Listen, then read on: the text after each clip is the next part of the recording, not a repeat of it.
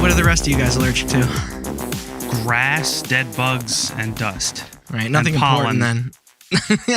No. I've been very impressed with my dust immunity because I cleaned out my computer and was just face palmed with dust as I was. Did you blow into it, or did you use canned air? Who the fuck are you? Who are you? That's I'm your computer maintenance guy here for Checo. That's the thing about dust is nobody's actually allergic to dust. You're allergic to what the dust is made out of. Which is what? Just skin and Dead But I start bugs. feeling like hair particles? Yeah, well, and alive mites that are mites very too. alive. Now you're freaking me out. Very real mites with very real motives. Yes. So they're in your brain now, right? Telling you to do Honestly. things. Very real mites. That's a They Might Be Giants album, right? If I recall. Yeah. Well, holy shit, you guys. We really did it. 2 years. We've officially lasted longer than the Spanish-American War and the marriage of Pamela Anderson and Kid Rock. We should take a second to congratulate ourselves, seriously.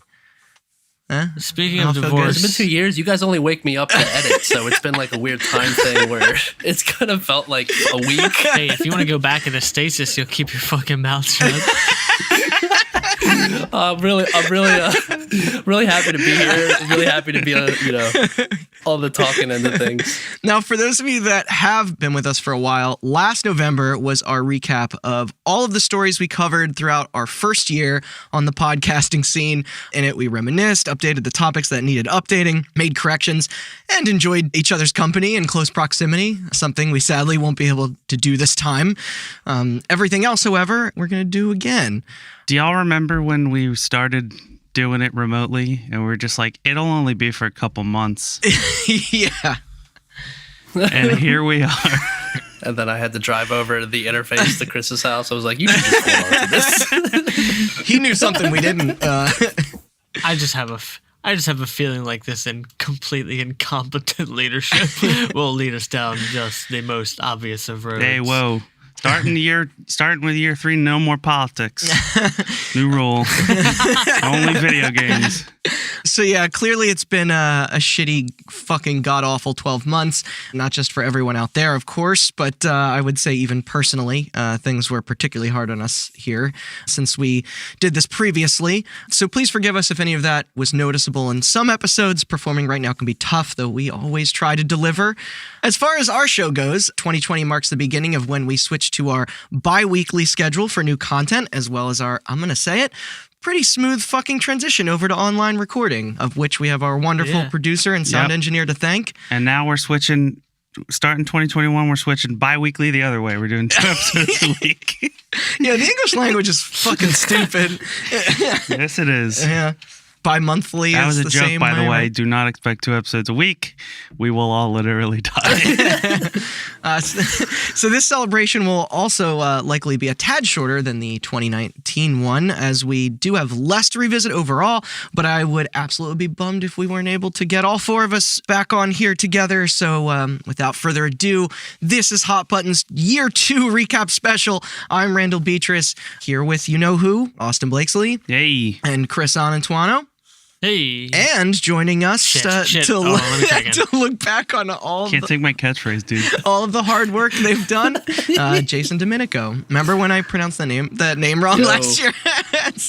Yeah, when we you made said a Jason we made a joke. Cyrodiil. We made a joke about it because you got through Blakesley and Iantuano fine, and then fucked up Domenico. Yeah, that was a great start. But This is a correction for last year. When Randy fucked up Jason's name. how you guys feeling? Tired. I was really surprised Itchy. when Domenico Scarlatti was a musician. I was like, more people should know how to pronounce this name. It's more testament to the fact that no one remembers that composer. He just wasn't as popular I think as Beethoven or what something. happened last year is I read it as Dominic. So it was like I said like Domenico. Yeah. Well, I don't know. If you ever mention a composer again and not AC/DC, I'll punch you in the face. God, we were. Wow, what a pull, AC/DC. Of all the musicians, you got one of the shittiest ones. That was a good one. I know. What is it, Austin? We were recently watching The Boys, and isn't like the main character Huey has like an obsession with Billy Joel, but apparently in the comic it was supposed to be AC/DC. No, it wasn't in the comic. It was in the original script. Oh. It was supposed to be AC/DC, and he was like, wouldn't it be funnier if it was Billy Joel? And then that became like a big plot point that he likes Billy Joel a lot. Okay, solid change. Well, Billy Joel is kind of like it makes a lot for more his sense. character. I Yeah. imagine it being AC/DC. It would not fit his character at all. Yeah. AC/DC, like he's very Yeah, like, he's shy, not an like, AC/DC edgelord, reminds me like- of some drunk guy at a bar. I mean, so how much longer do y'all think we're gonna be just flashing Discord icons to each other? Honey. You really want to talk about I'm that? gonna say Well, I couldn't remember how we kicked it Definitely a off year. last time, like before In the before time. in the before In times. the before times. Yeah. I think we're going to be in the after times for a while, my friend. Oh god. Yeah, I wouldn't be entirely shocked if our year 3 recap was also remote. Oh, that's dark to think about. Just saying. Well, before we get into everything post last December, I believe we have a couple tiny edits from our debut year, starting with the game from our pilot episode that just won't ever die. The cursed game. Yeah, Kingdoms of Amalur Reckoning. Re-reckoning. Re-reckoning is yeah. So I think where we last left it, the rights were acquired by THQ Nordic, who then announced and released a remastered version known as, sauce to message, Kingdoms of Amalur Re-Reckoning. Kingdom of Amalur Remastered Edition. It came out on September 8th, 2020 for the PS4, Xbox One, and PC. The work was done by Kayako, the same studio who previously did the newer issues of the Darksiders games. All the DLC is included. There was even a collector's edition. I don't know exactly where all the profits of this are even going anymore. The state of Rhode Island, dude. Yeah, I assume Kurt Schilling still kind of sucks. I like Darksiders Genesis. That was about the only Darksiders. Yeah, I that liked. was made by That's where I'm coming from. Yeah. it was Airship Syndicate, and they did Darksiders Genesis. So that was made by the same people as 1 and 2. 3 was made by Gunfire, the same people that made Remnant. Yes, which is crazy to think about from the after playing Ashes. that. And then the Airship Syndicate people are making all the League of Legends story mode games or whatever. So has anyone gotten into this at all? The remaster? No, we know a couple people that have. Apparently, there's a new DLC coming for it as well.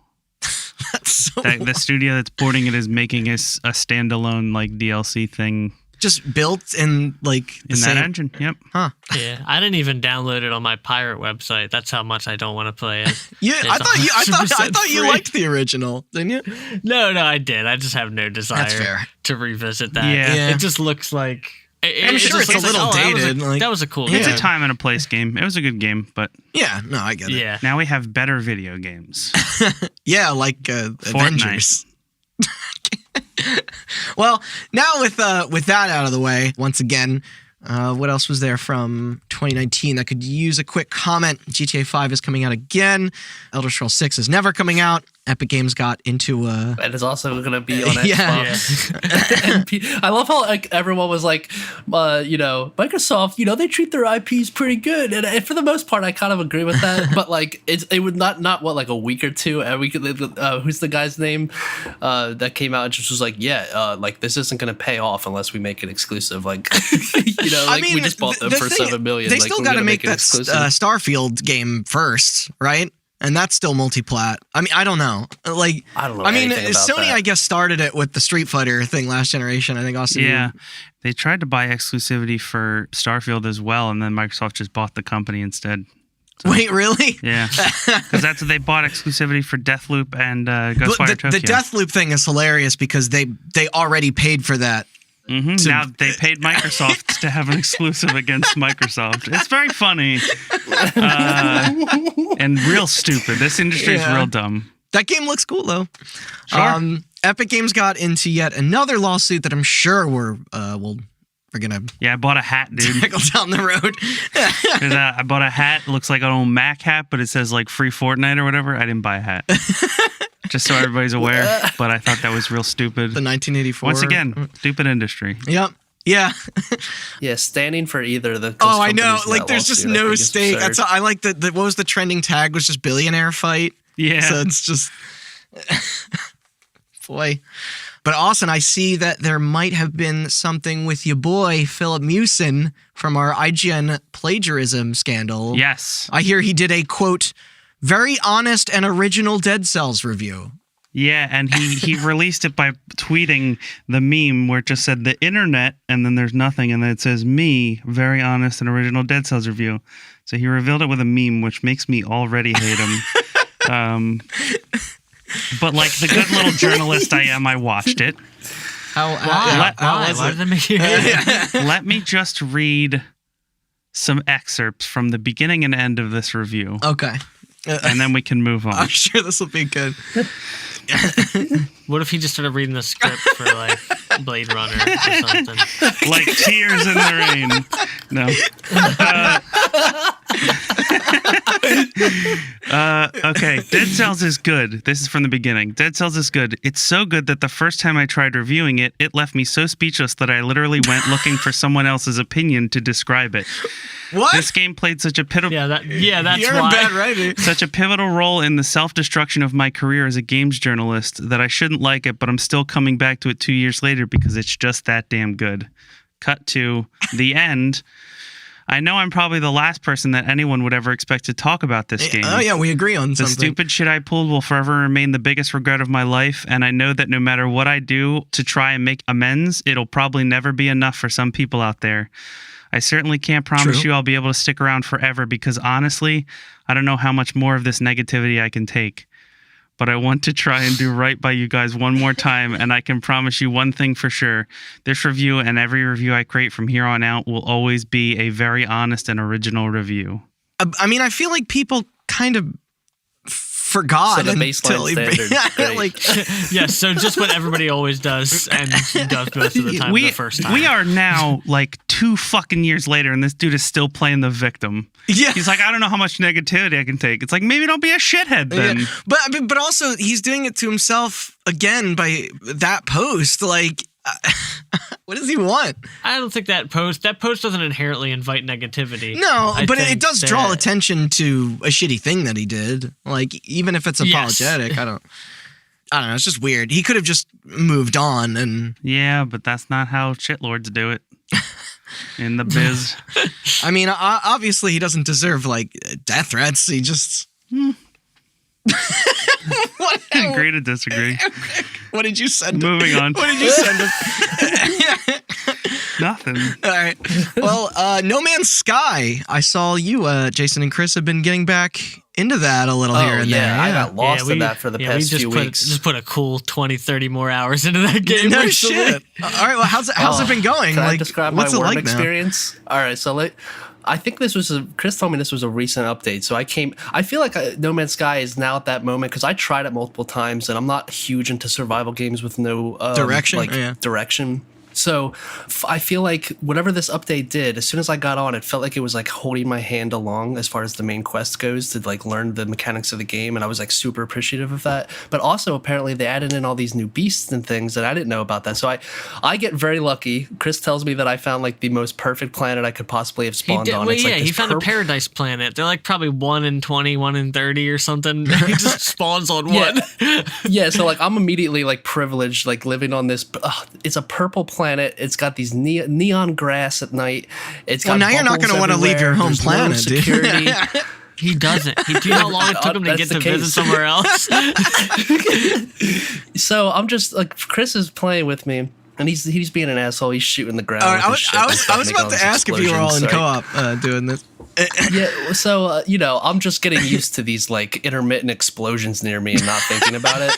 And all of a sudden, it sounds like Chris has crashed his ship into me, like the worst he's ever done. And I start immediately yelling at him, like, "What are you doing?" Like I just heard this giant explosion, and I look up in the sky, and this worm was so big that it blocked out the sun as it jumped Cool. over me. It was like this huge like worm, and Dune. it just like was like treating the ground like a dolphin would the sea, like just jumping in and out of it. And I would just my mouth is hanging open, like it was really unbelievable. So like just something like that on like the very first planet. So I just come naturally, across Chris was- blew that whole world up, right? And No, but I I can't- did. well, I wish he did, because- discover it and upload it, so he couldn't change the name to it. That was an accident. I didn't do it on Wait, purpose. what's the name? What's the name? Dude, I just left. I don't name things. I usually just leave them whenever the random generator makes you them. don't do the Austin thing where it's I like made presented by Sobe Water. And Oh yeah, Mountain- the Gamer Den presented by Best Buy. I ruined that planet because I found like you can name plants and animals that you find when if you're the first to find them, you can rename them. So I was just being stupid. Like I found there was this creature with a big hump, so I was like, I want to name it Humper and just be like whatever. And it turns out that I named the planet Humper instead of the thing. I renamed the whole. So every time I go down to my perfect world, it's like returning to Humper, and it just makes it. I could just. I really wish The I wasn't modern so equivalent crude. of like visit Humper. keeping your AOL name when it's just like Big Dick Boy 29. Yeah. Lose the homies or Yeah. lose the shame. After that, there is also a fairly significant change with game ratings in reference to not only our ESRB multi-parter, but also our Battlefront 2 blind box topic. Being as it is a bit more closely related to that one, though, I think we might wait until we get there. Then it's our Jeff Gersman episode. Still one of our most trafficked stories and part of their helpful community. So I feel like I should mention the CNET and therefore Giant Bomb and GameSpot, Metacritic, as well as that comes up a lot on our show. Their recent acquisition by Red Ventures for $500 million, as it was formerly sold by Viacom CBS. The staff at all these outlets not really having any idea of the situation until the deal was done. It's difficult at this point to say what will fully become of this, but hopefully everybody can continue to run their respective sites the way that they see fit. And originally, I had a note here regarding the wish that no one loses their job or creative works, although we have unfortunately already been hearing that that hasn't been the case so far. Apparently, everyone else employed through them still only knows about as much as we currently do. Then it's Halo, which Infinite still isn't out. Austin, any words? I don't want to talk about it. Move on. I know there was some people in and out of that team. I said move on. These past few months. All right.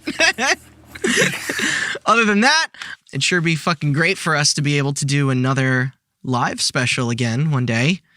That and more movie watching, as I confidently say there are loads of fun stuff in the docket list for that. Maybe we'll figure something out through I listened back Discord, to our year but- one this weekend, and we talked about Final Fantasy Spirits Within, and we also talked about the Doom movie, both of which I think we should do at some point.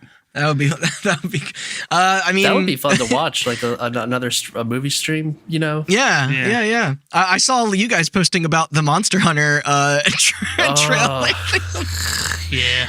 What? Fucking travesty. Yeah. Well, it makes sense for the Resident Evil people. Like, they've just been so far from the point, you know, it's almost a parody at this point. Like, Yeah. everything they do. Yep. Same director, and he had like the not Paul Tom W. Wait, what's his name? Paul S. Anderson. It sounds like the other director who's actually acclaimed, but it's not. Paul Thomas Anderson is the one that's good at his job. Paul W.S. Anderson is the one that does the Resident Evil movies. Yes, and he's also married to Mila Jovovich, right? Okay, that would explain her role in Every movie. Yeah. Lilo Dallas Multipass. Yeah. Oh, that movie's great. The Sega series that reminded me, Austin, about your recent Dreamcast endeavors. Oh yeah, I hacked a Dreamcast. Yeah. That's been cool to toy around with. really? Yeah, we played the, actually kind of a connection to another episode. We played the unreleased. Half-Life Dreamcast port. Yeah. That was wild. Wait, so a physical Dreamcast you hacked to read So ROMs or something? there's a thing you can buy called the GDEMU, and it's a little board that has an SD card slot on it. You take out the laser that reads the discs and replace it with this little board. There's a PlayStation one going around. Yeah, put a bunch bit of as well. ROMs on an SD card and then pop it in, and then when you boot it, it just boots to a list of all the games on the SD card, and you can just play them right off of the hardware. With the exception of Nice. Half-Life, which makes sense. That's really Everything cool. worked really well. Did you hack those Tamagotchi memory cards? Did you Yes, get that the working? VMU. Yes, I have a VMU. That shit was fucking crazy, man. Yeah, me and my friend Mike he was just reminiscing about we were reminiscing about Sonic Adventure 2. And he was Oh, the like, Chow Garden and I the- played it on GameCube, but he played it on Yeah. Dreamcast, where you could take those chows out like to school or something, and just like feed them on your memory card.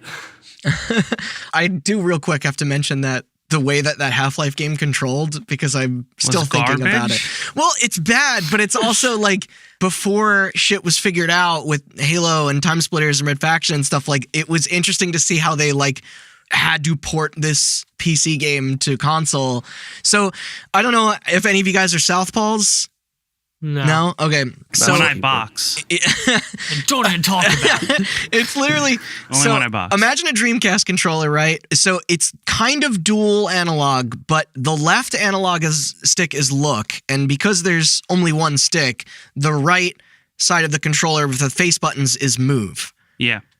Wow. So, I guess you would want more precision on look, but the fact that it's flipped like kind of broke my brain. I know there's probably some people that maybe to this day still, when playing on a controller, a first person game, will flip that stuff. Yeah, Southpaw. We'll reverse it.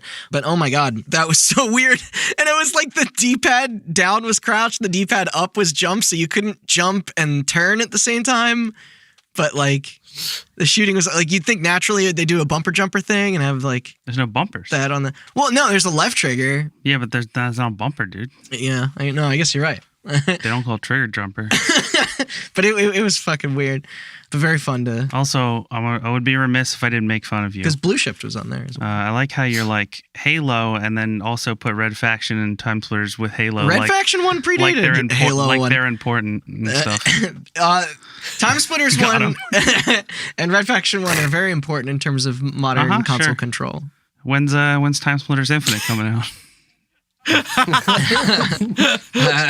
See, you didn't respond. You didn't respond properly. That's when you. That's when you say when's Halo Infinite coming out, and then I leave. Then I leave the podcast. Well, forever. because I didn't jump on it quick enough, then that means you're staying. I made fun of myself first. Austin's just here to construct all the jokes for us. They've never made a bad Halo game. Move on. Don't say anything about that. ODST is the best Halo. Fight me. Didn't Spartan Assault get a sequel? When's Haze Infinite coming out? As soon as Korn gets back together. Okay. I don't know if they're broken up. It's just... all right. Okay, another little update here. This one I like. Our Final Fantasy XIV Housing Crisis episode with Chelsea on March 27th, 2020. Hold on. All the anti-capitalists in the chat, get ready to get very angry. Continue. Well, all right, so it was revealed that Square Enix was freezing evictions on in-game homes in the wake of the COVID-19 outbreak. They froze evictions in Final Fantasy. Something Real Banks obviously should. That is wild. I know shit about that. That is fucking wild. That's like about the only. You know what's funny? Like ESO is such like a if you like. ESO is nothing like that, and the way they do their barter system is a little backwards. It's very competitive based. Like instead of most fucking MMOs where there's just a global market, and it's really like streamlined. You have like individual guilds all competing for like traffic space in different towns. I just can't imagine ESO. ESO is probably the closest to the American government when it comes to like housing, and guild costs and stuff. So what you're saying is Elder Scrolls is a very conservative game. When it comes to its market, yeah. So the highly popular MMO, known for its crazy competitive property market, decided to waive automatic demolitions of abandoned plots often caused by players' unpaid subscriptions, and instead chose to temporarily suspend the process's typical 45-day policy to have no limit until further notice. There was also a quote. It was a very kind gesture to the locked down citizens worldwide that had to resort to unemployment, but still needed a nice digital escape for their respective sanities. Also, as far as I can tell, this remains in effect even today, with representatives stating that they will continue to do so until the pandemic is over. That's really cool. Yeah. Good on how them. neat that the Square Enix is better at this than the fucking American government. Where's my $1,200? Yeah, I want my $1,200. We didn't even get our second $1,200. It's being held as blackmail, isn't it? Like, not gonna happen. Yeah. Again, no politics. Sorry. Well, we're talking about the video game industry. Here's something funny. The episode after that was E3. Remember those? We can get deeper into that one during our coverage of year 2, though, if you prefer. Yeah, save it for later. Okay.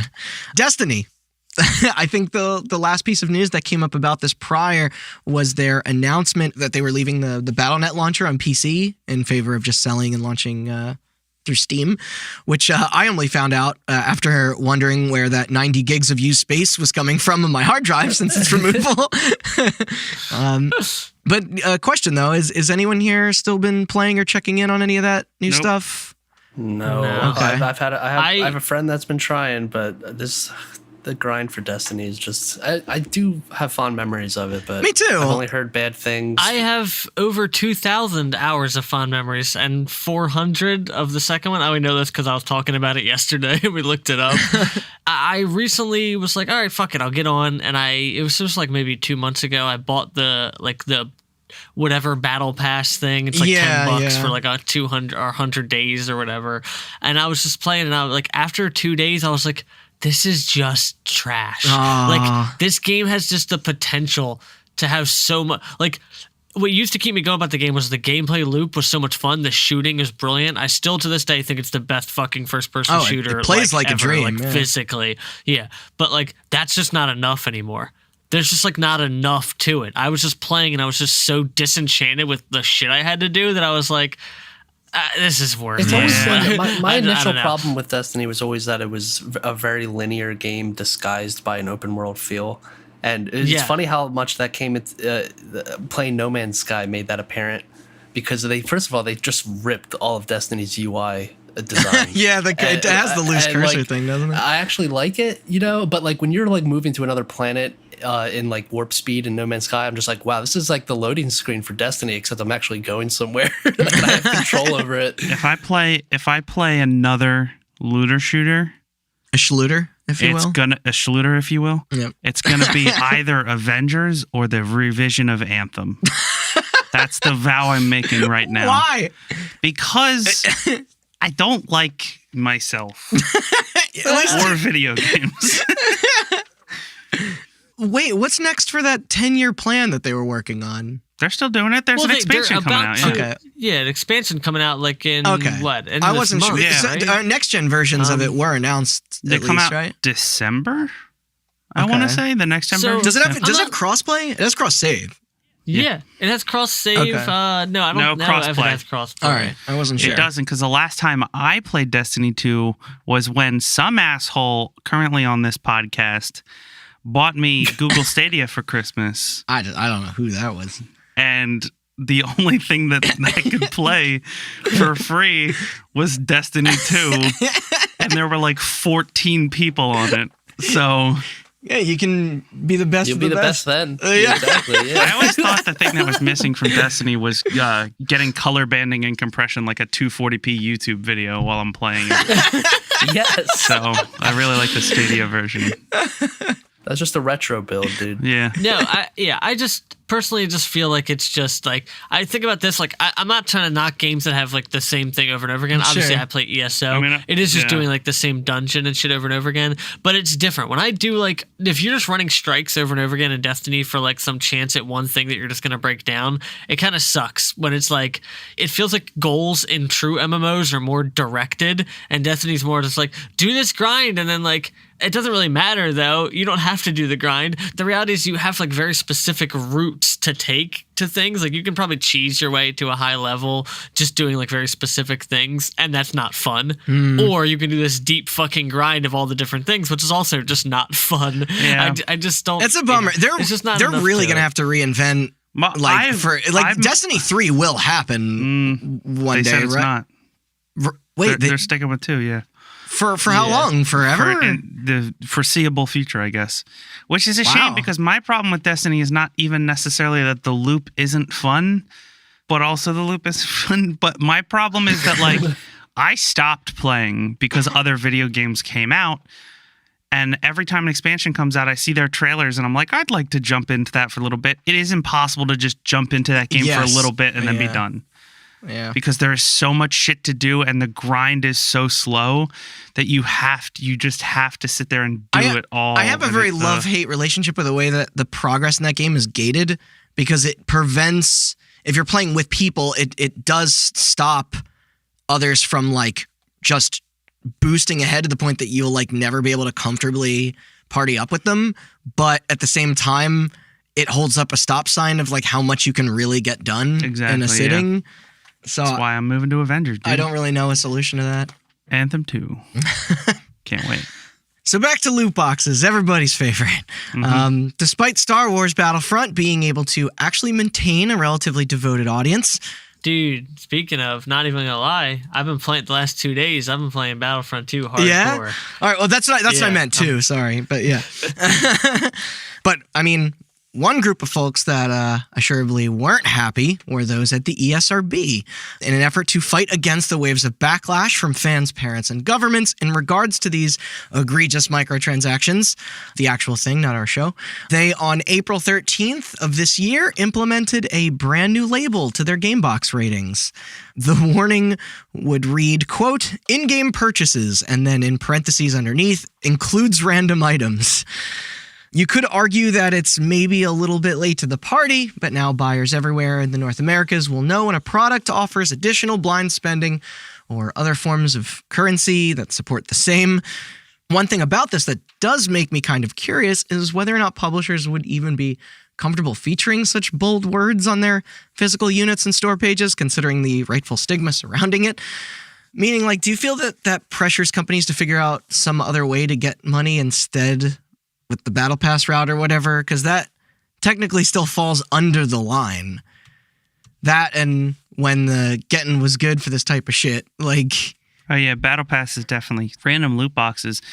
Since the ESRB is just now tackling that problem. Yeah, like those games are already out there doing it. Yeah. Battlefront destroyed that business. Battle Pass is the new thing. Yeah, exactly. And Battle Pass is not random. It does not engage psychologically the same parts of the brain that gambling does in the same way loot boxes do. It engages much different.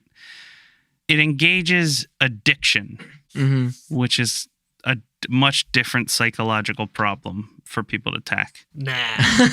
Yeah. I mean, I don't know if they said this, but does that mean they're reprinting boxes from before that date? I don't know. For game, for stuff like Overwatch or, I mean, mobile stuff, it doesn't even matter since they have their own rating system. Well, Apple does anyway. I think Google Play and Windows, they did shift to implementing the ESRB scale back in like 2015, 2016.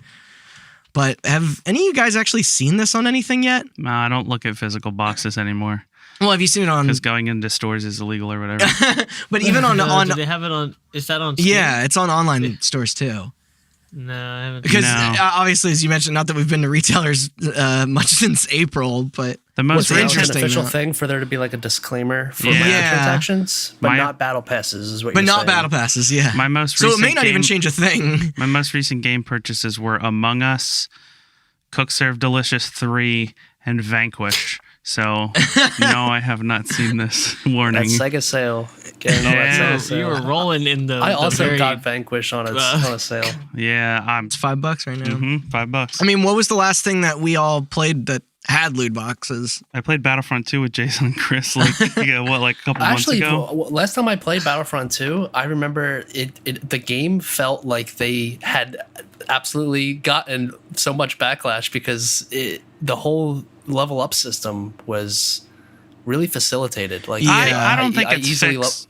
I don't think it's fixed though, because when we played one game where there were people that have been playing clearly forever, and they but steamrolled us because of that. I in the amount of time that I was playing for maybe like a week or two, I got multiple classes up to the top rank, and that's pretty much the only thing you're when you first join the game, when people have a higher rank than you, it's not like passive things, like they will clearly have like a direct advantage.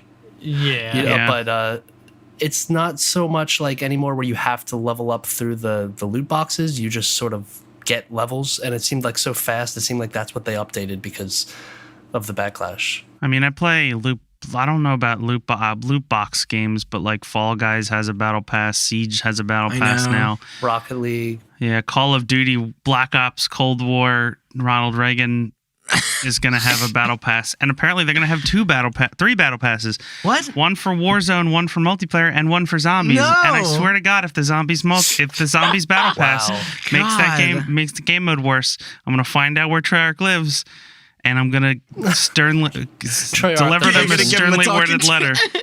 I mean, it's a shame because I think we said it on for Battlefront and the episode that Chris hosted is that game is fun. Like it's like, and it's well made. I like it when the Star Wars music comes on, and then I'm a Star Wars, and then there's a bunch of Star Wars sounds and lights. It's great. It really is. Honestly, the best part of the game is all the Star Wars sounds and lights. I wish Dice. And I fucking hate Star Wars. Star Wars is the absolute lowest denominator sci-fi. That's not true. Really look at Transformers. Listen, sir. I watched the Dune movie recently with Randy and his roommate. And it's wonderful. And don't you dare say that Star Wars is stupid. Anybody who's ever told me that Dune is the best sci-fi of all time can fuck off and go to hell. I've never said Star Wars doesn't have Sting and a Speedo. That's very true. Their shields look pretty cool. I think Dune is stupid too. Dune is stupid. Don't come at me. Yeah, you like Star Trek though, where everybody's all communist or whatever. Star Wars is like the good old US of A. I love being out of the like I love being in the dark with Star Trek because I get to get treated to a video of a dude named Riker sitting down in chairs. Oh yeah, the way he just dominates every chair by straddling his leg over the chair to sit in it, and it was just amazing to me. Like I like these little. Yeah, it's very bizarre. Star Wars used to mean a lot to me. But yeah, the original three Star Wars movies are great, and then they got joking. Baby Yoda. Obviously, I'm not attacking. No, you. I didn't read that as an attack. Nobody will criticize Star Wars louder than me. Randy's not nobody. That's not true. But you are stupid fan. for the internet Star will Wars, do that. Huge fan of Baby Yoda, Randy. Has all the pop finals. That is just marketing and focus group testing incarnate. Like, yeah, but he's so cute. Though. I hate it. I take it all back. Every Star Wars fan that I talk to, like actual Star Wars fans, they will swear by the written material and like the Clone Wars animations, like all the side story, all the things that aren't the popular AAA Star Wars. Well, that was the thing. We mentioned this in the show before, but there was a time when it was like. That universe felt crafted by all these different people with different ideas in a way that was fun to explore when you were young. Like it's, the fact that it bled into comics and video games and toys was like, and then Disney kind of nuked it and started over. Then it got capitalismed. And everything's made by one person with all the power. Yeah. Sorry, no politics. Talking about video games. Oh, right. when you're playing, since you can see all the lasers, when it's like 40 people charging 40 people, and there's just like a fucking just an absolute rainstorm of lasers going back and forth. It is fucking cool. I will admit. No, I really wish it's definitely Dice not worth 100 hours, unlike Darth Vader. But yeah. No, I wish Dice would be like divorced from EA in some future. Like I like to imagine that they're just being restrained because they're one of the best studios that are out there. Like they make like incredible, and yet nobody knows how to use their engine. They do. Yeah. They do. It's true. They had to stop making Battlefield games to teach everybody else how to use Frostbite. Up next is the PlaySpace Station. On February 20th, 2020, the Nintendo PlayStation went up for public auction, making that already insane story even more insane. The fascinating and working prototype broke the internet when it was first unearthed in 2015 after being sold by former president of Sony Computer Entertainment, Olaf Olafsson, to a man named Terry Diebold for a mere $75. I'm going to change my name to Austin Austinson. As we went over in the episode. But then, after foolishly rejecting a private offer for $1.2 million, our lucky owner went on to post a high-profile online auction in an effort to profit even more. However, a few weeks later, on March 6th, the item in question would instead only pull in a mere $300,000, $360K with Diebold's premium after the time allotted, thus earning him significantly less than anticipated. Yeah, I bet you regret that now. Fucking giving up $600,000. The winning bid was from Greg McLemore, founder of both Pets.com and Toys.com, who stated that he was interested in adding it to his collection so that he may one day open a museum. Cooler than what was being done with it before. Anyway, I guess. It probably would have sat in some celebrity's house, whoever was offering $1 million for it. Palmer Luckey tried to buy it, so as long as he doesn't own it, I don't care. God, doesn't he own... Who's that? He's the founder of Oculus that used all the money Facebook gave him to get Donald Trump elected. Who bought the Wu-Tang record? Was that Elon? No, that was Martin Shkreli. Oh, that was Shkreli. Yeah, I was gonna say that's Diabetes boy. Could I forget? Well, he's locked up. Yeah, he's in jail now. At least, yeah. See, the piece itself is no doubtably a true artifact of gaming history, but the sad truth is there actually isn't particularly much that many rich people could do with it. The lesson we did learn here, though, is to maybe set greed aside and take that first opportunity if it seems generous enough. I mean, like, he got it for only $75. Like, after all, like... Fuck it, if he sold it for $100, that's a deal. Yeah, you could buy like a bunch of food from Taco Bell with $25. Yeah, and then maybe he could win an Xbox Series X. Yeah. You could have grabbed You that. could sell that for more than a fucking space station. Then it's our first microtransactions. I always like those. All I have for mine is that Australia still hates drugs. On March 15th, 2019, a silly arcade sports indie game called Super Blood Hockey was banned after being released 2 years prior when it was discovered that you could drug up your hockey players to take on the opposing teams. Roids, I assume, but it was not specified in the press release I found. Now, Austin, I believe there was something you wanted to shout out in reference to your folding at home section. I'll get to it with microtransactions too. Okay. Yeah. So Destructive Creations, the not-so-fine developers of Hatred, shipped not one, not two, but 3 new video games. Is Defense in 2016, which I may have missed before, my bad. Ancestors Legacy in 2018, and Daymare 1998 in 2019. Supposedly the latter 2 reviewed okay. The first not so much. I read that it was also about the expansion of ISIS, so... Oh. But hey, no controversies or AO ratings this time. So yeah, whatever. Then it was our Halloween specials, our next from last year. Funny to think about after just finishing its sequels. My subjects are pretty resolute, but Austin, did any more of that curse strike in the world of American football? The Madden 20... Besides COVID. Yeah, the Madden 21 cover athlete got hit with 2 strikes, which was the Madden curse and also the Drake curse. The musician? Yeah. Which is apparently Okay. like if he wears your jersey, it's bad. I didn't know that was a thing. Is it because then you're associated with a pedophile? Is that why? No. Just, because he wore a jersey of somebody once and then they like broke their ankle or something. But then in an interview, the Madden 21 athlete, whose name escapes me because I don't watch football, said that it's fine because the 2 curses cancel each other out.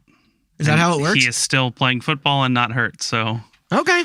Well, for now, we'll see how the rest of this He season beat the goes. curse by getting Drake to wear his jersey. Cool. Then it's EVE Online. Chris, I know you and Jason were telling me and Austin the other day about some pretty wild shit that's been happening over there in that realm, adding more to our already zany-filled adventure that you covered. Yeah, I started writing some stuff down today. I'll give you the short version of what I was talking about, but I'm going to hold off because I messaged our chat and Discord. Yeah, you're saying maybe a part 2. We definitely need to do a part 2 because I stumbled upon an insane fucking story. That's awesome. That is absolutely worth telling, and it'll probably take 20, 30 minutes to tell that story alone. So I think I think we'll do a part 2 where we'll do another grouping of stories from EVE Online. I'm excited, but yeah, give us a bite size of... But just a quick little version of one of the stories. Basically, there was a member of, I don't know his exact faction, but he was a fleet commander under the Imperium, I believe, which is like the biggest faction in the game. Goon Swarm is like the central group inside of the Imperium. And he went off to military service. He was deployed somewhere. And when he came back, they denied him his job back as a fleet commander. And he was like, all right, fuck you. And then started his own faction with the sole purpose of destroying the leader of Goon Swarm. Hell yeah. And has since then rallied almost double the amount of players in the Imperium to his side. And started almost the equivalent of World War II in EVE. Right? And it's happening right now. It's still going on as of right now. And he started literally this just a staggeringly large war. Well, keep an eye on how that plays out. Yeah, holy shit. with literally his sole focus is just like, I obviously I can't make him quit the game. If I could, I would. But my intention is to make it so that they're never the same again. So they scatter. He wants to destroy Goonswarm once and for all and make sure they like never come. Like they're so scattered that they can't come back for a while. Man, he is pissed. Yeah, it's his vendetta war. I love it, and he's like, that's my motive. I just want to completely destroy him. That's it. That truly the attitude of an ex-goon. That's great. Well, another page in their history book. Yeah. Oh, and there was also something interesting. There's a big PvE thing that just happened in EVE as well, where like there's like I think we talked about it before how there's like PvP space and there's like safer space where you can't do as much player killing. And in that space, they started some PvE event where like aliens were invading, and you could either help or hurt them. And one faction was going to benefit if the aliens won. So basically, they tricked the Imperium into joining the alien side so that they would do the work for them because they were the biggest faction. And like got them to help. Yeah, it was a very cool story. Like they basically were like, yeah, we're getting involved. And they're like, wait, what? And they're like, yeah, because it's important to us. And they're like, no, we hate you. So they literally used spite to get the biggest faction involved to do their bidding for them. And I just thought it was like, I don't know. It's just very clever. Oh my God. That fucking game is full of people like just being expert saboteurs. That's great. Now, World of Warcraft. Okay. Our awesome episode with Mr. Dan Bittner. I hear this is quite the interesting update to this one as well. If you care to explain. If you would believe it, a story that was studied by epidemiologists got a big boost this year. Yeah. First off, we talked about WoW Classic. Yes. A lot in that episode. Yeah, I was curious. Zul'Gurub, the raid that Corrupted Blood took place in, was released in WoW Classic in April of this year. How did they handle that? However, because WoW Classic is based on the most recent patch of Warcraft, it includes the hotfix that fixes the problem. Therefore, there was no more Corrupted Blood this time. Oh, that's no fun. Yeah.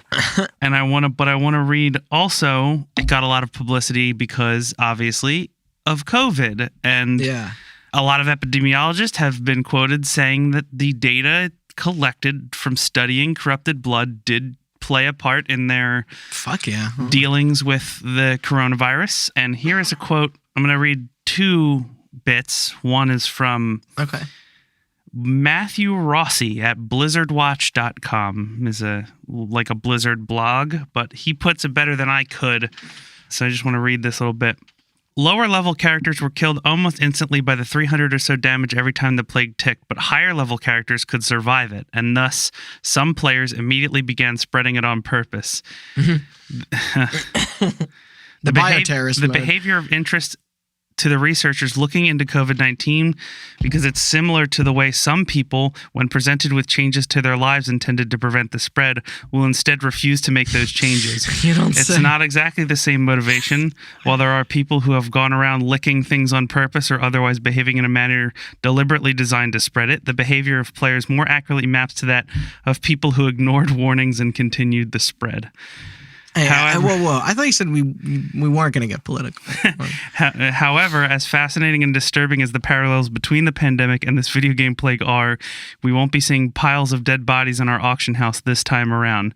This is about the game, not real life. Patch 1.7 was hotfixed to prevent Hunter and Warlock pets from spreading Corrupted Blood, and WoW Classic will be running on that hotfix code when Zul'Gurub goes live in April, which is just as well, in my opinion. While players today talk somewhat fondly about the incident with the benefit of hindsight, at the time it was almost impossible to play the game, especially if you made use of the auction house in any regularity and otherwise frequented Orgrimmar or Ironforge. Yeah, I think it'd probably be in bad taste to fucking have that happen too. Yeah, I just like the quote about how low-level players were affected, but high-level players weren't, so therefore they didn't follow the guidelines. Interesting parallels to real life. Republicans. Are you saying that people who have the privilege to be fucking stupid can harm others? Yes, exactly. Bold claims. This is another quote. I mentioned that the epidemiologists who studied the Corrupted Blood incident and wrote papers on it, Dr. Nina Pfefferman and Dr. Arif Lofgren, in 2007, published a paper on their findings. The only thing I have here is that Dr. Nina Pfefferman was quoted in an interview recently saying that paper was consulted to help inform her current research in the predictive modeling of COVID-19. So, cool. Yes. Huh. We did that episode like a couple months before we knew the world would collapse. Very interesting. So I'm glad World of Warcraft is good for something after all. Yeah. Okay, fast forwarding now past our previous recap special. So everything we're going to discuss here on out is new. Well, not new, but yeah, you know what I mean. The first full revisits of these episodes, anyway. Beginning with the one on the voice actor strike at number 51. Austin, I know this was yours, but I remain proud of that title. Was there anything you wanted to take a look at there? Yes, no new news. However, I did mention this in the episode. The agreement between SAG-AFTRA and the Video Game Publishers Alliance or whatever was approved by majority vote in November of 2007 and created a deal lasting 3 years. So it is currently, as of recording this, close to the end of October 2020. Therefore, next month their deal expires. Oh, you mean 2017? Yeah, that's what I said. No, you said 2007. Oh, shit. Sorry. No, it's all right. I got the thing about corrupted blood. Yeah, November 2017, deal lasting 3 years. It is almost November 2020 as of this recording and will be November 2020 when this comes out. Yeah. So we'll see. Yeah, that'll be interesting. We'll see if they just extend that deal or if there's another fight. Who knows? On to the Game Awards. That was fun. We certainly didn't mean for that series to go as long as we did, but, you know, we're passionate people. We don't get to give deeper opinions on so many games, especially current ones, that often on here. Plus, to the kind of like betting like sort of aspect was a good time. Yeah. So just recently on September 23rd, after an unsure year, it was revealed that the annual show would continue again in 2020. No news yet on the nominations or how they will even be handling it, both in terms of rules and the event itself. Probably safe to say the live in-person element won't occur. One thing that is for certain, though, is that we're going to be covering it again. This go likely much shorter when you think about the amount of titles that even made it out these past months and what we were personally able to finish. Maybe we'll just split the before and after into one full ep. We haven't decided exactly yet. You know, just like combining that audio into... But we'll see. But yeah, look out for that. The show itself will take place on December 10th and is said to be streaming from Los Angeles, Tokyo, and London. Hopefully they'll unveil some new shit. They usually do. The Series X even made its debut here last year. Anywho, next up was Microtransactions number 2. I don't really have much to say on mine other than a thank you to Scott the Woz for making me first aware of the debacle that was Poop Slinger. I forgot to shout him out before, but he's the man. Check him out. Now, Austin... I didn't mean to jump the gun before on... Well, I wanted to group these together because I kind of grouped Microtransactions 1 and 2 together because I did Folding at Home and then I did Fold It, which is a branch-off thing. That was that game that lets you fold proteins. Mm-hmm. Both of those have also been used to study COVID. That's pretty much my only update. Fold It had a game where people could try folding the COVID proteins to try to get research for a vaccine. And Folding at Home's computing power that I talked about was used for the same thing. So, more COVID updates. That's about it. Yeah, look out here first. Yes, all your COVID... No, please don't. Please don't. Your COVID please go find a reputable, quick news service. I just want to... Like Twitter. Since I'm talking about COVID so much, I just want to say, wear a mask, stay inside as much as possible, and that's it. I guess vote. Maybe. The third piece in this one, but was that was on the Congo War that Chris covered, which was intense to listen to. I'm sure the fight for any precious metals after this has ended, right? Everyone's got enough? Yeah, the Congo is totally safe from foreign imperialism, and I think they actually sell rainbows on every street corner, and you can just buy them. And they fill what a you lovely up update! Full of hunger and that's thirst. so nice. With not a hint of sarcasm. That it's the Mirai botnet, which is also a crazy one. Those people are still arrested. Yeah. And I think that they've made bots that are better than the Mirai botnet by now. Has Minecraft itself come any closer to taking down the internet yet again? Or no. Steve's invading Smash Bros. Yeah, Steve's in Smash Brothers. With his new net Nazis for work windscreen. If you, stakes his dick or whatever, if you grab... Please don't ever patch that, Nintendo. Yeah, if you use his side B, Bank of America crashes. We could only be so lucky. Yeah. I think you guys know what we started after this. The Tetris Gauntlet. Oh, Jesus Christ. I still appreciate Who you let you all letting me talk about take Tetris over for that long? the first 2 months of the year. It was a massive honestly epic. one of our biggest mistakes. Yeah. Would you believe that I seriously don't have much to add?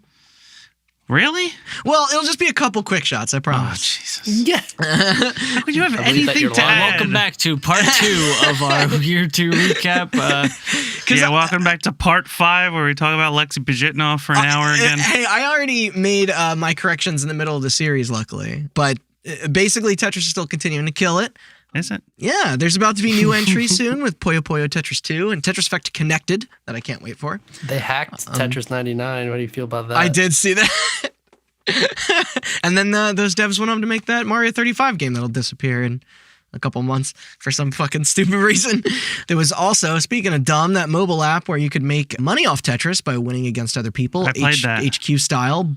But there's no way in Space Hell that I'm going to play that shit on a touchscreen. I played that's the most I've played Tetris. As I've stated before. It's the best version of Tetris currently on the market. You disgust me. Tetris was always meant to be played with touch controls. Just leave it at that. And then also I have that Tetris movie that was greenlit back in 2016 where it was supposed to be, quote, an epic sci-fi adventure that will form part of a trilogy. Classic Tetris. Yeah. Well, this thankfully has not come out or come to fruition in any way. All you gotta do is take Bridge of Spies and just put a line block in it somewhere. That would be the Tetris movie. So this was said to be coming from Threshold Entertainment and filmed overseas in China for a budget of $80 million. More importantly, however, a second film about the history of the game itself was also announced. This was on July 18th, this past summer. This was reported by the Elk Valley Times. It essentially will tell the same origin story along with the legal battles that succeeded it, like we did. You think that'll be a 4-part? Yeah, Randy. If Randy wrote a fucking Peter Jackson, have to take up the goddamn directing it. But it's just like us, but instead, Taron Egerton he's going to be starring as Hank Rogers. That's pretty good. Yeah. Do you think we get somebody to pay us $80 million for your episodes? I mean, I don't know. This could be dope. I feel like the whole thing, it absolutely lends itself well to a good docudrama if done right. Although, just remember, everybody, that if and when it does come out and inevitably gets all the facts wrong, know that you heard it all accurately here first. Idea. We're true blue here at Hot Button. Idea. We'll do a movie commentary, but instead of making fun of the movie, you'll just live fact check it. Yeah. Oh, man. I'm so in. Everybody would want to listen to that. Palming for 2 hours while you go, it's not like it didn't happen. Yeah. You should already hear the shit I talk before I got. Oh, I do. Well, before I got my Tetris tattoo, and I was looking up people that other folks that got Tetris tattoos, and their colors were wrong. I know. I designed the colors. Yeah. You were very strict about what they could be. Thank you. Yeah. There's okay, so for anybody who listens who's been to my house, that wide fan base. I think there's like 2 people. In our kitchen, we have a big. We have poster board all over the walls with just hours and hours of drawings from random people. All kinds of great stuff. One of my favorites is there's a really small section where somebody drew Tetris blocks. I'm assuming Austin. That might have been me. I don't remember. No, Randy drew them. Okay. No, well, so the colors are wrong. What? No, that was not me then. Wasn't me either. Then somebody writes R ... as in Randy is saying this is supposed to be blue, I think it says. That was me. Okay. And then under it just says A from Austin. It says you should be likable. I didn't see that update. You didn't? Fuck you. know that that's still there. God. I'm Randy at a party. I'm so funny, dude. Well, speaking of funny, Twitch Plays Pokemon, one of our most successful episodes to date in terms of reach and listens. Sorry, I know I'm jumping around a little with how some of these multi-parters are split up, but yeah, if you haven't heard this one yet, please look into it. It's fucking hilarious. I can't really think Bird of... Yeah, I'm trying to think of the names. Oh, there was an update. Oh, was there? Because I didn't think there was much to amend here. I don't have this written down, so if I get this wrong, I apologize, but they are still doing stuff like this. Yeah, I was going to ask Chris if there was recently a fish has been playing Pokemon, I want to say Sapphire, and found a glitch that nobody has found to this day. That's the most amazing thing I've ever heard. There was a fish just floating around a fishbowl, and depending on what sector the fishbowl he was in, it would hit a button, and the fish unintentionally found a glitch that nobody has discovered yet in Pokemon Sapphire. What was the glitch? Do you remember? No, I can look it up, though. Okay. No, it did fucking bosses. Dude, it made progress. How insane is that? That if that isn't just the monkey keyboard theory and fucking work, then it's just like, I don't know that what fish it is. rules. Like, I mean, trial and error. I know you briefly mentioned some of the modded stuff before after they ran out of the rest of the mainline Pokemon franchise to do. But that's mostly what they do now. Mostly the whole group effort stuff now mostly consists of modded versions of Pokemon, like either random gens or like versions that are just, I don't know, like just added things or all the items are here or some shit like that. Who knows? I'd love to see fish play chess. Like two different fish. Yeah. Two different like bowls. fish versus fish? Yeah. Fish on fish? Fish on fish. Yeah. One of the first things I saw out. after Twitch Plays Pokemon was Fish Play Street Fighter, where it was two fish. That I was aware of. And then they fought each other. Because it reminded me of Fish Center. This is from Ethan Gatch at Kotaku from October 12th, 2020. A YouTuber's pet beta fish accidentally stumbled onto a glitch in Pokemon Sapphire. Lala, who belongs to Japanese YouTuber Madukimaru, was wandering around the Game Boy Advance's game's Seafloor Cavern when it made a discovery. The fish was pushing boulders around with the help of the HM strength ability for several minutes when eventually the boulders started to multiply when pushed. Moving in a specific pattern resets some of the rocks instead of moving them around, and you can create duplicates. This was later confirmed by the Pokemon modding community, who were able to recreate the glitch. That had to have just broken the chat. I know. We recorded also, out there somewhere. The seafloor level, the fish discovered a fucking glitch. I didn't even think of that. Oh, that's so good. There's your update. All right. Well, bust out those visors, everyone, because up next is the Guy game. And before you ask, no, my copy has not come in yet. And that's because But it is that's coming. because I never ordered it. You did buy one. I did not. That's why it's not here. Did you not buy one because it's gross and exploitive of women, or because you don't have like $70? It's the first one, but the second is like, you're not like... Well, he had to mention the second one. So. It's mainly the first one, but also a little bit the second one. The first one is one that would prevent me from buying it if I did have the money. Uh-huh. Which I don't. Well, how about this? Since I know you want it so much, how's your next birthday, right? I relieve myself of any responsibility because you just want it so much. So I know you want it. It's just sort of a gift. Oh my God. If I did have it, I would never play it. How funny would that be if we all pitched in and bought Randy a copy of the Guy game? And then made fun of him. And then made fun of him on the podcast for owning it. No, that's just a gift for you guys. Then you have to sell it to get rid of the curse, just dude. the gift that keeps on And that's giving. even worse than owning it, is selling it. It'd have to be sealed so you know that I never like... No, it has to be unsealed so we know you play it all the time. No. We're going to get elaborate with this. We'll basically have you open it in your sleep, fingerprints and all. Tuck it in with me and then take a picture. It's like that bedtime stories from Tim and Eric when they do the whole photo shoot while he's sleeping. It's just Randy sleeping but sitting up holding an Xbox controller. And then we take behind like him is a dozens of- TV playing the game and it's just us giving thumbs up. Every weekend at Bernie's. we take like dozens of photos of it with perfect lighting and like... And then we'll say that's obviously a bit. Then you can sell it, and whoever you sell it to will do a special episode of Chris Hansen's Crime Watch, and we can get somebody on the tail end. That topic, though, was probably like my personal favorite of mine this year, just because like it was just so dumb and kind of poetic in a way, is that it was the that's last a good point. episode. What's my favorite topic that I covered this year? Sorry, continue. No, I was gonna say this was our last episode where we were able to record together in person before you think the maybe lockdown. there's a reason for that? You think maybe? I'm just saying, what a way to go out, maybe right? I just didn't want to be around you anymore with your weird perversion.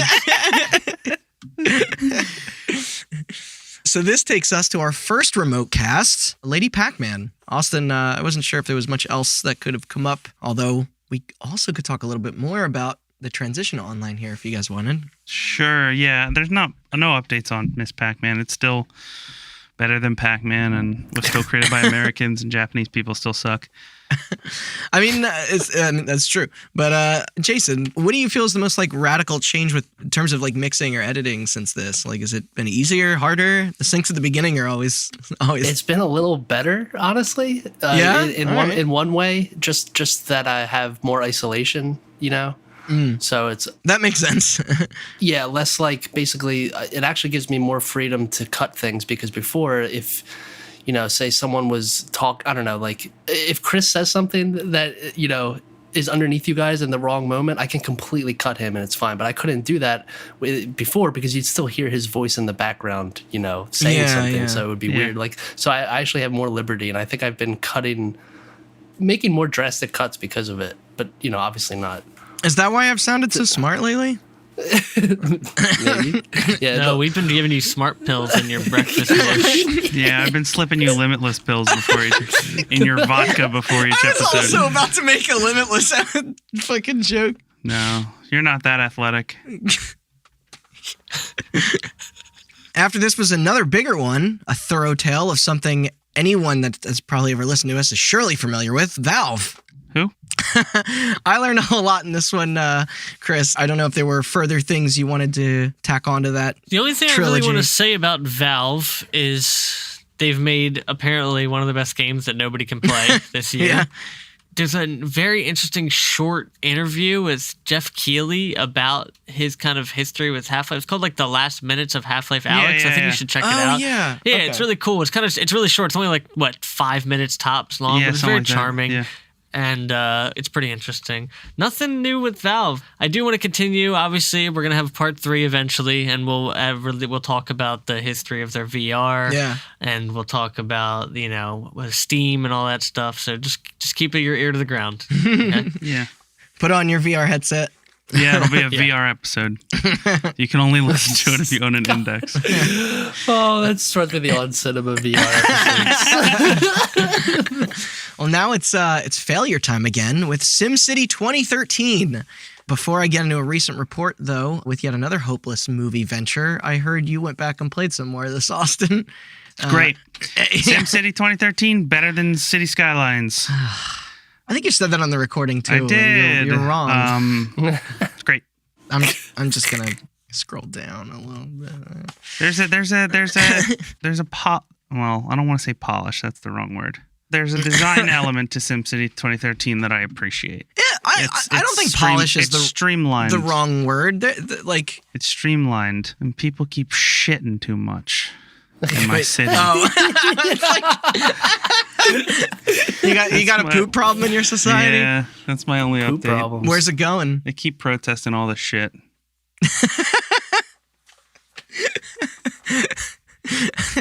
But yeah, so shortly after we went live with this one, Legendary Pictures announced on April 29th, 2020, that a live-action interpretation of both SimCity and The Sims is now in the works. Although neither the production company nor EA has officially commented on it to confirm. The leak was from the GWW, which is a reputable movie and comic website, I am told. Of course, this kind of stuff happens constantly in that industry, so I ain't holding my breath anyway. What if it starts off the trailers like from the director of Monster Hunter, and it's just a Humvee driving down the street? Okay, that's how Sims trailer starts. Mila Is it being Jovovich. driven by Mila Jovovich? Yeah. Yes. Okay.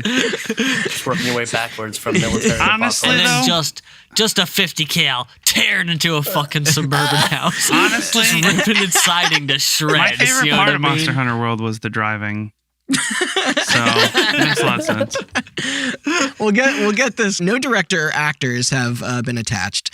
There was a screenplay writer in the information they received who does not have an IMDb page. Apparently the one looking to be a, quote, comedic version of a Roland Emmerich-esque disaster movie. I was about to say that. That sounds dope. Inside of the world of SimCity. That sounds great. Yeah. I don't. Well, I think they're having trouble because Hollywood. We don't want Hollywood to cast Scarlett Johansson in a Simless role, so we need to find. Well, that would make if every line of dialogue in the movie was. I mean, these studio executives should know though that Roland Emmerich films they're already comedies. So 2012 is a very serious movie. Yeah. And this will be a great segue into something else unnecessary but important for us and what we provide. Austin, it's Duke Nukem time. Is that his catchphrase? Hold on. Shit, yeah, pull it up. Fuck. You missed your shot. Fuck. I downloaded iOS 12 and I moved all my apps around. I can tell you that his catchphrase is not "It's Duke Nukem time." Blow it out your ass. Hail to the king, baby. So what's going on with all those goddamn lawsuits? Was this just a spat between old friends that strategically made its way public for slamming? No. Not that covers everything. But. So, I mentioned on our year one update, and I believe I also mentioned on the Duke Nukem episode that we did, that the composer of the original Duke Nukem soundtrack God, I forgot about this. Was suing Gearbox because they bought the rights to Duke Nukem, but his music was actually not part of the rights. 3D Realms licensed the music from him, and 3D Realms never told Gearbox that they needed to license the music from him, so they just put the music in the game, and then he sued them, and then they settled it out of court. Our update now is that Gearbox is currently suing 3D Realms for not telling them that they needed to license the music. They're trying to get damages and legal fees covered for that previous lawsuit. And I have a quote here from good old Randy Pitchford, and said, "We are literally in the middle. Either Bobby, the composer, his name's Bobby, is right and deserves to be paid, in which case 3D Realms is wrong, or 3D Realms is right and Bobby's wrong, and we don't know. So we need to bring a judge in and have a look at things from both sides. Nothing about Duke Nukem is about profit at this point. It's all about goodwill." Classic Duke Nukem goodwill. So Yeah, I guess we'll that's see our only update. how that shapes out. That lawsuit is still currently ongoing. I think the courts are a little backed up Why? right now with all those evictions. No, they froze that. Square Enix said that Nope, that's a game. that the house isn't fun. Real life is a nightmare. I don't want to live there. No. I want to live in Aerzeth? Is that the name of the world? Cyrodiil. Nope. I know when I came in earlier, I think you were saying that we must have already covered the results of that, the stuff going on previously in our year one recap. I talked about the lawsuit being filed in the year one recap in relation to Randy Pitchford. Yeah. I talked about the lawsuit being settled, I believe, in the Duke Nukem episode, and now the countersuit has happened since then. Got it. Okay. Still ongoing. This one's a little hard to keep track of. All right. Well, now you get to keep going, man, because it's the year of us talking about E3 and the year of no E3. Yeah, which we covered on the episode, obviously. We did, yeah. This was the history of E3 one, which I honestly think that was my favorite one I did this year. Yeah. Apparently, the listeners disagree. But it's fine. I'll go fuck myself. They're wrong. It's fine. But yeah, E3 this year went off without a hitch. It's still going on, actually, because originally they were like, hey, we're going to split it up and everybody's going to get their own day to do their conferences. And then Ubisoft was like, what? We're going to do like 4. And then Ubisoft Forward. Everybody started their own Nintendo Direct. They're all bad at it, including Nintendo. And also the new consoles are coming out and we still don't know. That was the joke. They revealed the PS5. PS5 will be out by the time this comes out, but it is not out as of recording. It'll just be out, I think. Yeah. They revealed the PS5 UI, and Sony released a video of Sid Schumann like explaining the new features of the UI, and at the end of it he just goes, "Now, we would get into like launching games or friends lists or trophies, but we don't have time for that today." And I was watching somebody react to it, and they just go, "Why don't you have time? This is a VOD. What is your time limit?"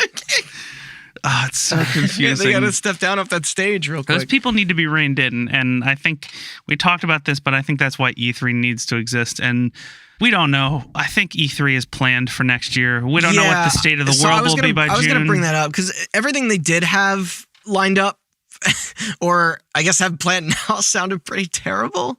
Though I don't know, it still makes me sad that there, if there isn't going to be a massive event like this for the world to all collectively pay attention to games, and where all those in the field get to be together at the same place and time, like, I don't know, it's enjoyable to follow and makes for interesting content and conversation. There's obviously a huge sense of spectacle about it to both love and hate, even if it's mostly hate lately. I do know that they hired Jeff Keighley to come in and like revamp their presentation and stuff. So that Summer Games Fest thing wasn't great, but it was more well done than any of the game companies handled this shit. I mean, I don't think that was his fault. No, he did the Summer Games Fest thing. Yeah, that's what I mean. Yeah, like that's what I mean. His reveals were actually like he did like one a day for like 2 months, and it was actually pretty cool.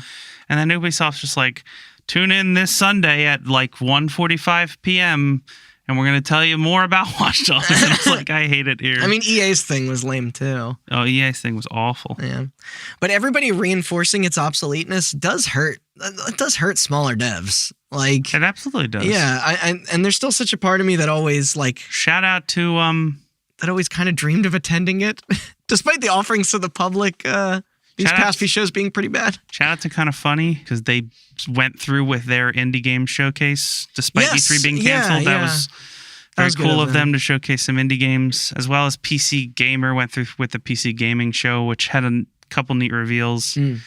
I remember that. Yeah, I think we watched those streams. And like, Sony's wild, man. Like, they're like, we're not doing E3 anymore. We got this. And then they put out a State of Play, and it's like the worst thing ever. And then they're like, the PS5 is coming out and nobody gives a shit. What are you going to do? And then they put on like the best conference anybody's seen in like 2 years. Yeah. And then they're like, all right, here's the UI, the Burger King. Yeah, that was that was not as well produced, which is funny because they're clearly taking a page out of Nintendo's book doing this. But they're better at it than Nintendo. Like that first PS5 showcase was great. There was a lot of games in there. Yeah. It was like nonstop shit. Yeah. I mean, even the second one was good. It was just in the context of being like, pre-orders start tomorrow, and then they started like 10 minutes later, and they all sold out instantly. And I mean, as far as shows go, at least there's still PAX, of course. I mean, there was anyway. I know we're all just getting closer and closer, never leaving the house again, and everyone handling these type of things online, which I clearly get, but I'm not ready to embrace that. Yeah. I hope E3 continues in some form. Yeah. Or we shall see. Or if it doesn't, I hope all the companies get better at revealing their information. I do see that there are dates for 2021. You think it's going to happen?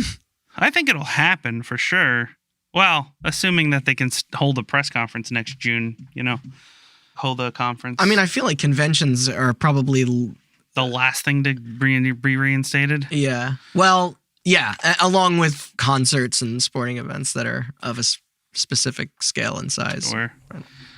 Yeah, I don't know. We'll see. I think it'll happen in some form again. If COVID is still going on, that's the death of E3. And if COVID's not going on, they better do something, because if not, E3 is going to die anyway. Yeah. Microtransactions numero 3. Which section first? I'm not sure if I went in order before, but Chris and Jason, how goes ESO? Is our boy still sleeping on those bridges? I've never found. I've tried to look for him several times. I've never found him. Did he blow up a little too much? And now it's like, I don't know. What's blowing up? You know what's blowing up is me and Chris fucking playing little shows up in Vivek City, getting up on the post. Oh, honestly, that game is so. First of all, there's an emote just unlocked for everyone that's called "Wash Your Damn Hands," and it's like a hand washing emote. And the day that it came in, like I spawn in, and immediately people in the town are just going, "No excuses, wash your hands." It's just like I love the participation. They got it right in there. Yeah, like it's funny because like sometimes the zone chat can be like dreadfully political in the worst way, and I'm just like, I'm glad that it's at a max. I mean, that whole game is sort of progressive. Like it tackles like racism and sexism, and so it makes sense that it just seems like the writing team's on the progressive side. It makes sense that they would take that stance, but it's just cool seeing it. Oh, it's good. And it sounds like they have a very supportive community of that. But wait, sorry, I forgot we were supposed to get political. No politics, only video games. Right, Everybody knows that video games aren't political. Yeah, Activision and Ubisoft told me so. Yeah. Right, yep. Cyberpunk is just a power fantasy. I was told by a Facebook commenter. Well, Cyberpunk. Wait, really? What? Yeah, Cyberpunk isn't political. It's just anti-consumerist, anti-capitalist, and anti-corporatist. That's all. That's not political stuff. It's not political stuff unless they shrink the size of the boobs. Punk is a genre of music, Austin. That's I can't completely stand by it with total faith after hearing the crunch story, though. Yeah. Yeah, that was... Punk is a completely apolitical genre of music, too, which is... I mean, they were the ones that previously and publicly announced that crunch was not going to be a... I know. They should have just delayed it again.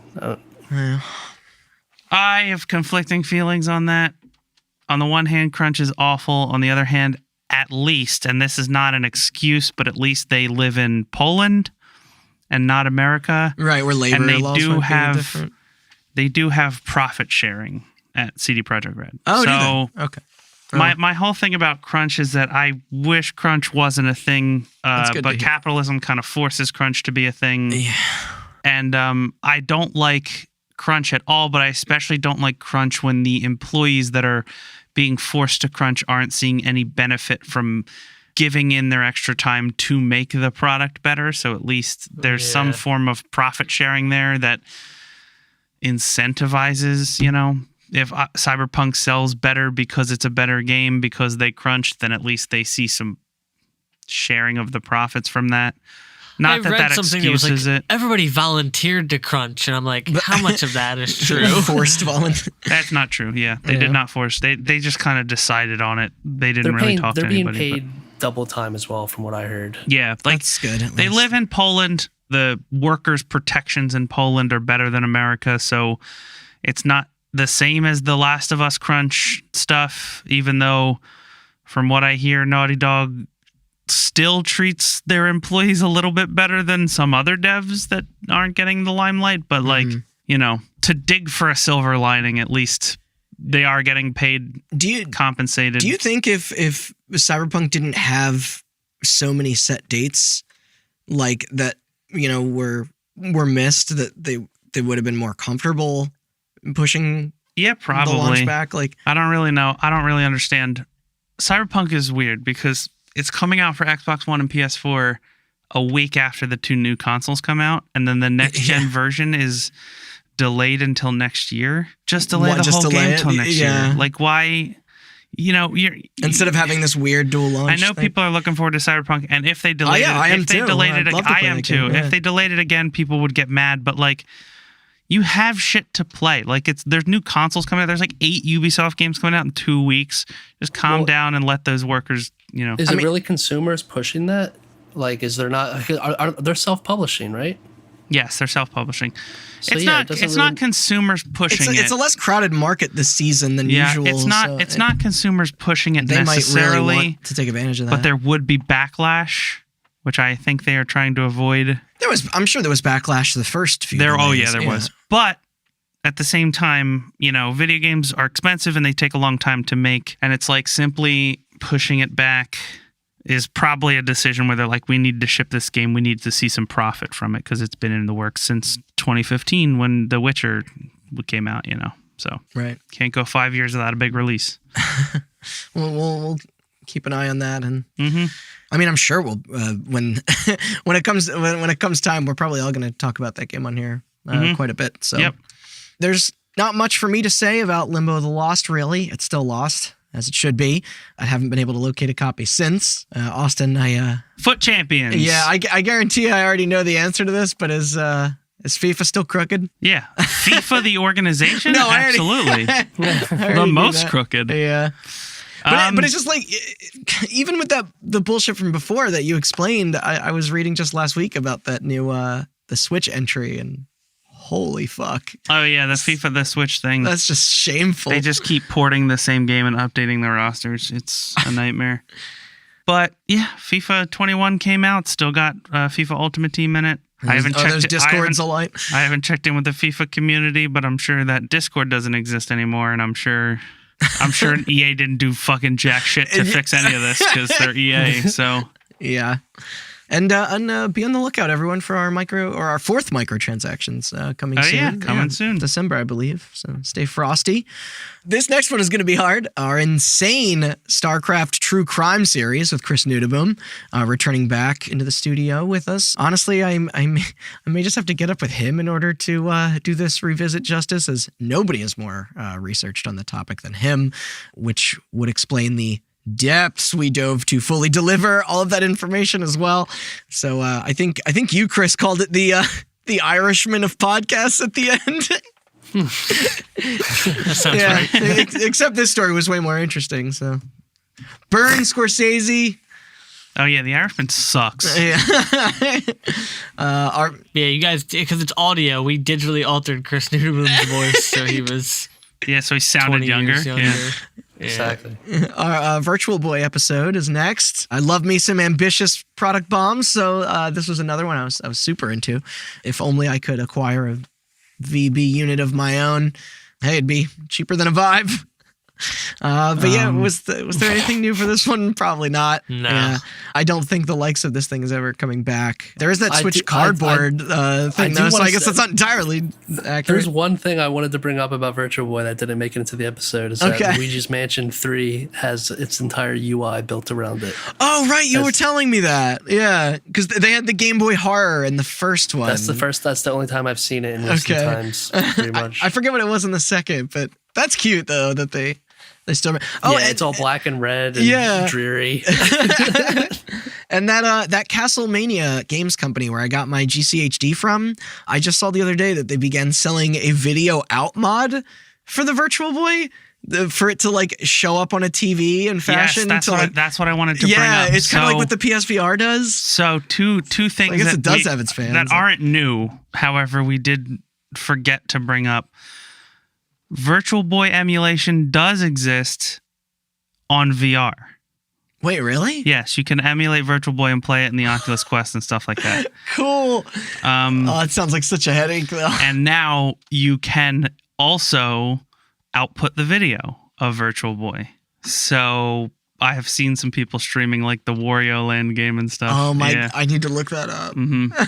So you couldn't do that back in the day. You couldn't hook it up to a TV back in the day. No, God no. Yeah. I just that was part of the issue with it. That just go back in time. You're like, this is the one invention that's going to blow your mind. Put a Virtual Boy into it was hard TV. To turn it into like a social activity because of nobody having any visual like representation what the person wearing it was actually seeing. Mm-hmm. But all this is more than I can say about the N-Gage. I was quite happy finally getting around to this one. Of course, while listening to the recording after, I probably should have talked about my experience with the actual games a little more, but That episode made me happy. I never got one. I was always jealous of the people that had it, but apparently it was a headache. I'll sell you one.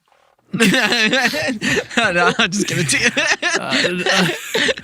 I got a PSP, thanks. PSPs weren't around back then. That's what helped me learn my lesson. But, I do have a small... Yeah, I was gonna say, Austin. I completely skipped over your Prey story. So we'll get to that in a second. Okay, it's fine. Correction. Yeah. I do want to say one thing about N-Gage, because I've talked about this before on the podcast. I should probably do this differently, where we always talk about these games and then I go and play them.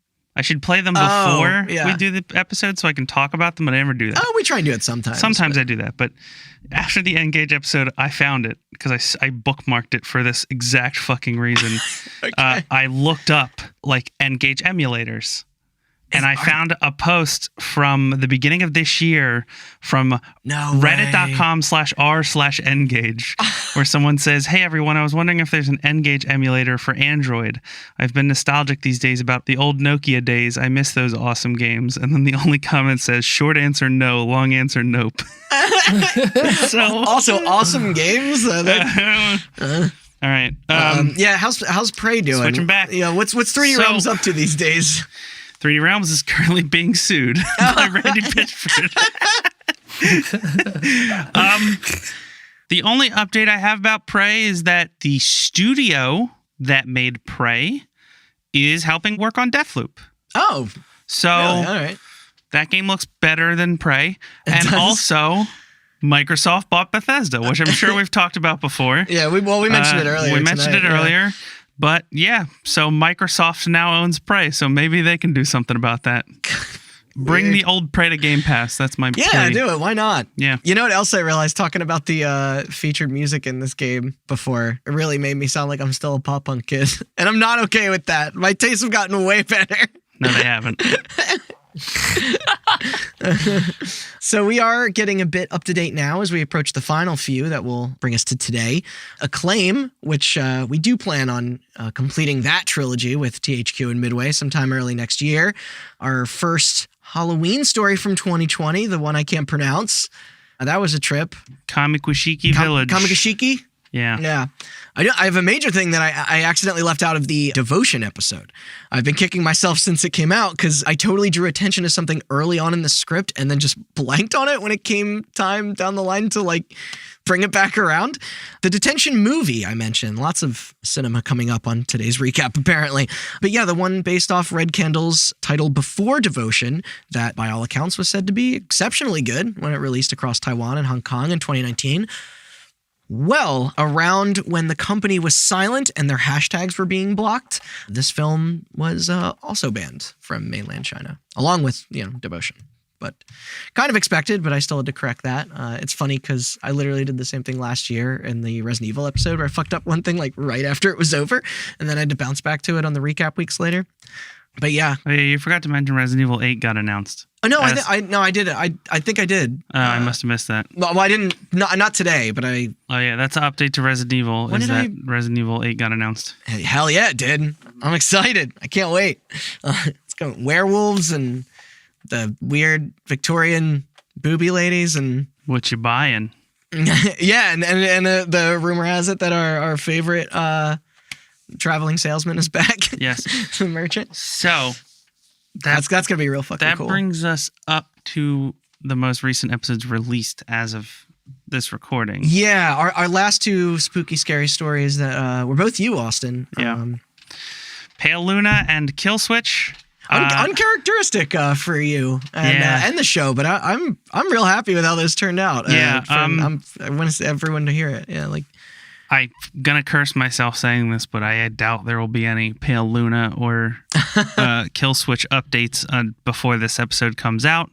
But those were really fun to do. Randy's always doing all the murder stories, and I wanted to do one, so I did two.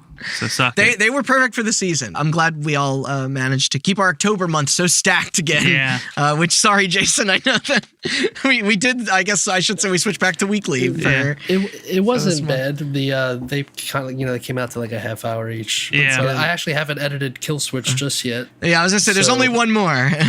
Yeah. No, it's about the same time. It was easy.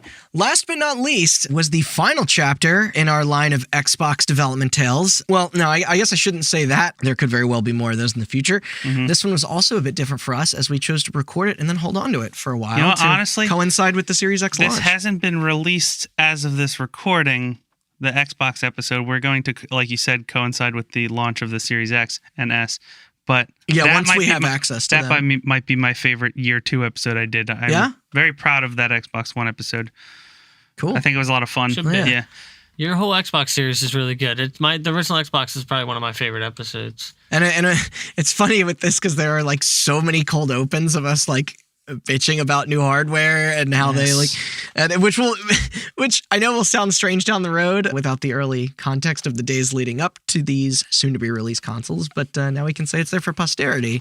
Yes. And then we should mention that in the episode, which was recorded in September of 2020, recorded a little bit early, we talk a lot about how we don't know the release date. And we don't know the price, and we don't know the launch lineup and all that stuff. Now we do. We now do. It is going to be $4.99 and is going to be coming out November 10th, which is how we now know when to release. 2 days before the PS5. Yes, release this episode. And I hope that it's out now if you're listening to this, so I hope you enjoyed it. What we're going to do is this episode is being recorded in the end of October, near the end of October. I currently have an Xbox Series X pre-ordered on Randy's behalf. And an S. And an Not on my behalf. And an S for me. Which is cool. We get to look at both. Yeah. So we will have experience with both of those consoles by the time this episode comes out. So what we're going to do... The speaker in the fridge. I'm going to ask that we're going to leave a little bit of an audio break right around here. And Jason is going to edit in our thoughts, which we will record after we have played the consoles. We'll have more thoughts on what the future of the Xbox is, I guess. Right here. Inserting now. So I'd like to point out before we start that I personally was lucky enough to have access to an Xbox Series X thanks to a roommate winning a Taco Bell contest. Mm-hmm. Through the purchase of a single pink lemonade at 2 a.m.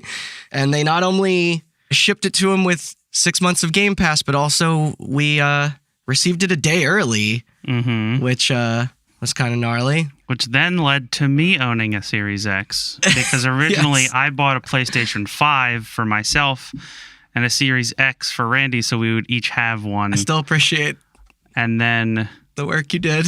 Randy, being the asshole that he is, got it a day early and decided, you know what, maybe I don't need this anymore since it's already in my house. Well, the person that I bring up was not intending on buying one before, so now it would have been silly if I continued through with it and then we just had two next to each other since we share the same gaming space. Me being the addict that I am, instead of returning it, I kept it.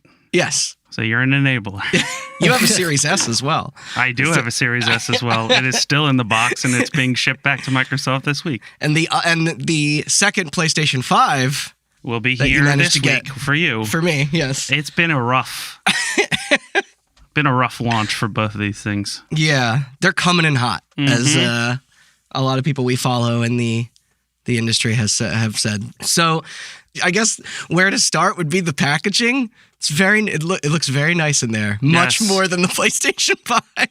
Yes, the PlayStation 5 has eco-friendly packaging. It looks like what's a good electronic? It's like it looks like the packaging that the Roomba came in when my roommate bought a Roomba. I don't know what this looks like. And also the PlayStation 5 kind of looks like a fucked up Roomba. So it works out. It works out. Both consoles very heavy.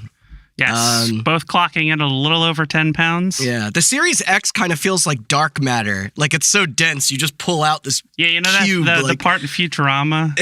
When they're trying to throw the Nibbler's poops. yeah.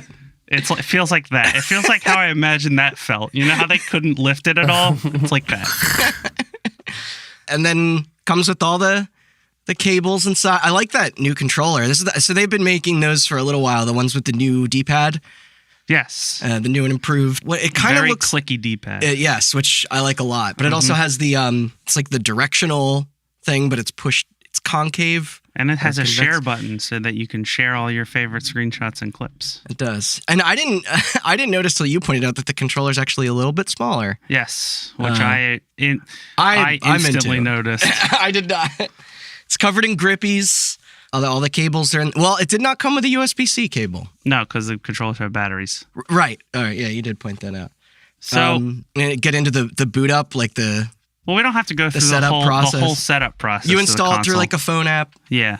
So I want to talk a little bit about. Well, I mean that will kind of segue into things like the cloud save things. Like it's seamless. Like I want to talk about PlayStation's approach and Xbox's approach, because that's kind of where we left off. Okay. Because this is supposed to be a recap. That's kind of where we left off with the Xbox One episode. Yeah. I think me and you were talking about it earlier today, and you were saying how it's like, you said that there's a sense of unity among Xbox products. Like there's this complete shared ecosystem. The overall summary is that opening and hooking up my PlayStation 5 felt like opening and hooking up my Xbox 360 when I got that. It was very exciting because it's all new. Yeah. The controller's new. And boy, we could talk about that controller all day. The games are all relatively new. Hooking up the Xbox Series X the games and can get a little it confusing. Felt like hooking up and opening my Xbox One X. Where it was just like, this is cool. I now have a powerful console. When Cyberpunk comes out, I know what I'm going to buy it on. Yeah. Because this is the most powerful console on the market. But it's just the Xbox One X. The interface is the same. The controller is relatively the same. Yeah. Game Pass is the same, except they added EA Play to it. And I'd say that their biggest new feature is Quick Resume. Yeah. Which is... When it works, awesome. When it works, awesome, but it seems a little buggy. Yeah. I mean, I don't think that's entirely their fault. No. I think the way that some service games work in connection to servers can make that stuff tough to juggle. So but to go back to the conversation we were having on the Xbox One episode, which I don't know how I remember this because we recorded that in like September. But like, I think I predicted that PlayStation would have the advantage simply because of how new everything felt. Mm-hmm. And I still believe that to be true. Yeah. Although I have not played the Series X a lot. To put it in perspective, we are now 4 days out, right? Yeah, 4 days out from the launch of the PlayStation 5. I have beaten Astro's Playroom. I have beaten Call of Duty. I have beaten Spider-Man. And I have almost beaten Bugsnax. So I've been playing a lot of PlayStation and not a whole ton of Series X. I probably have more experience with the Series X, but that's by the nature of our household not yet having a PS5 right. as well. But I have been... mostly Call of Duty, but I have been fighting against that PlayStation. You were telling me about some of this shit. Call of Duty crashed like 10 times. It hard locked my PlayStation 5 like 2 times. That's wild. The audio just completely cut out on my entire TV at one point because I had to reboot the PlayStation. Was it just Call of Duty that was giving you trouble? I had a couple of issues where it wouldn't launch Spider-Man when I installed it. I had to reboot the console then. Okay. Finding features that I knew where they were on the PlayStation 4 has been fun on the PlayStation 5 because everything's been moved. Is that fun? That scavenger hunt? It's fun. A lot of fun. And I also spent a good 3 hours. Randy just saw this upstairs. Mm-hmm. I spent a good 3 hours reorganizing my entire entertainment center to fit those fucking things because the PlayStation 5 is a behemoth. Yeah. That stand is so dumb. But you don't have a slot in your entertainment center that's shaped like Cell's head from Dragon Ball Z? I do now. They are whisper quiet. They are very quiet. All the rumors about heat and of things catching fire is not true. I played obviously. I played the Series X for probably like a good 4 hours at one point, but I played the PlayStation for like 10 hours straight. No overheating, no loudening. So... The loudening. The loudening. But yeah, their approach has been much more consumer friendly. I mean, it's the same interface, which is the same interface is good because I've had no issues. It's the same interface. Yeah. It's the one they have been iterating on and working on for years, since 2013, so 7 years. The PlayStation 1 is coming in hot, and it is brand spanking new, and it shows. Yeah. But we were talking about it, and it's like... I mean, 3 new consoles came out in the last week, and they haven't had the same impact in terms of it feeling like an event. But all of those boxes are meticulously designed. Like, yes, they're very cool. Yeah, they are marvels of engineering when functioning as advertised. I mean, that's the thing. You want to talk about engineering, that the Series X is absolutely a marvel of engineering. The PlayStation 5 is like a clown car of engineering. Basically... For those of you that don't know, I'm just talking about the controller. Well, yes, but so the PlayStation 5 that is why they're leading. Was developed first. Then the Series X was developed, and then when the Series X was announced first, and they showed the hardware off, Sony was like, "Oh, fuck." So then they overclocked the shit out of it, and then they're cooling it with a giant heat sink and liquid metal, which is an expensive alternative to thermal compound, which sounds and looks very cool, but is not cheap. I disagree. It does not sound cool or look cool. I only think about just absolute terror when I think about it. Think about it this way: if you were to tear down an Xbox Series X, it would look like somebody spit some used gum on the CPU. And if you were to shoot a PlayStation 5, it would heal itself. Like, exactly. I was going to say, T1000 if you were to tear down a PlayStation 5 and take the heatsink off, it would look like a T1000 died inside of your console. That's exactly what it looks like. But yeah, if you were walking with the PlayStation 5 and you dropped it and roses fell, but you had a shotgun and you're in an elevator, and you know what I mean. Reference. I love reference. Sorry, I was looking at my notes. So the one thing I'll say is that my roommate that got the Series X, we didn't actually have. Well, no, I had Watch Dogs, which is a cross-gen game. Because the way that they have branded, my actual opinions of that game aside, the way that they have branded those boxes is very weird. Sorry. Orgov. Yeah, you got to pitch it like all over the place. Real quick about Watch Dogs. That game takes place in London, but everyone's got like a Cockney accent that they have to pitch up and down to randomly assign to all of the NPCs. There's like 5 voice actors, and they just digitally very poorly pitch shifted everybody's voice. And Randy recruited a guy, and he was who looks like our age. Yeah. He's like, what is happening? What? Like, it was pitch shifted down so low that you're like, that's not a human voice. Like, deeper human voices have more characteristic to it. So they're procedurally generating audio now? That's what Fallout 4 needed. I don't care how bad it sounded.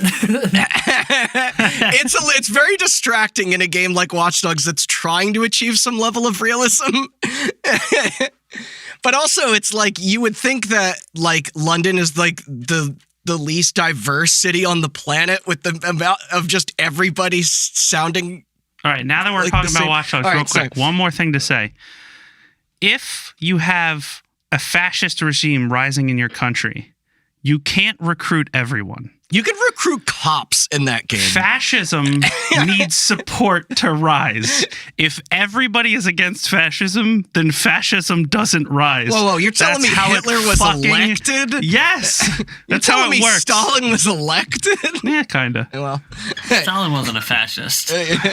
Yeah, he was an authoritarian, quote-unquote, communist. You're telling me Trump was... No, but who else? Then who else was I thinking of? Maybe it wasn't Stalin. Bolsonaro. Yeah. Mussolini. That's actually who I meant.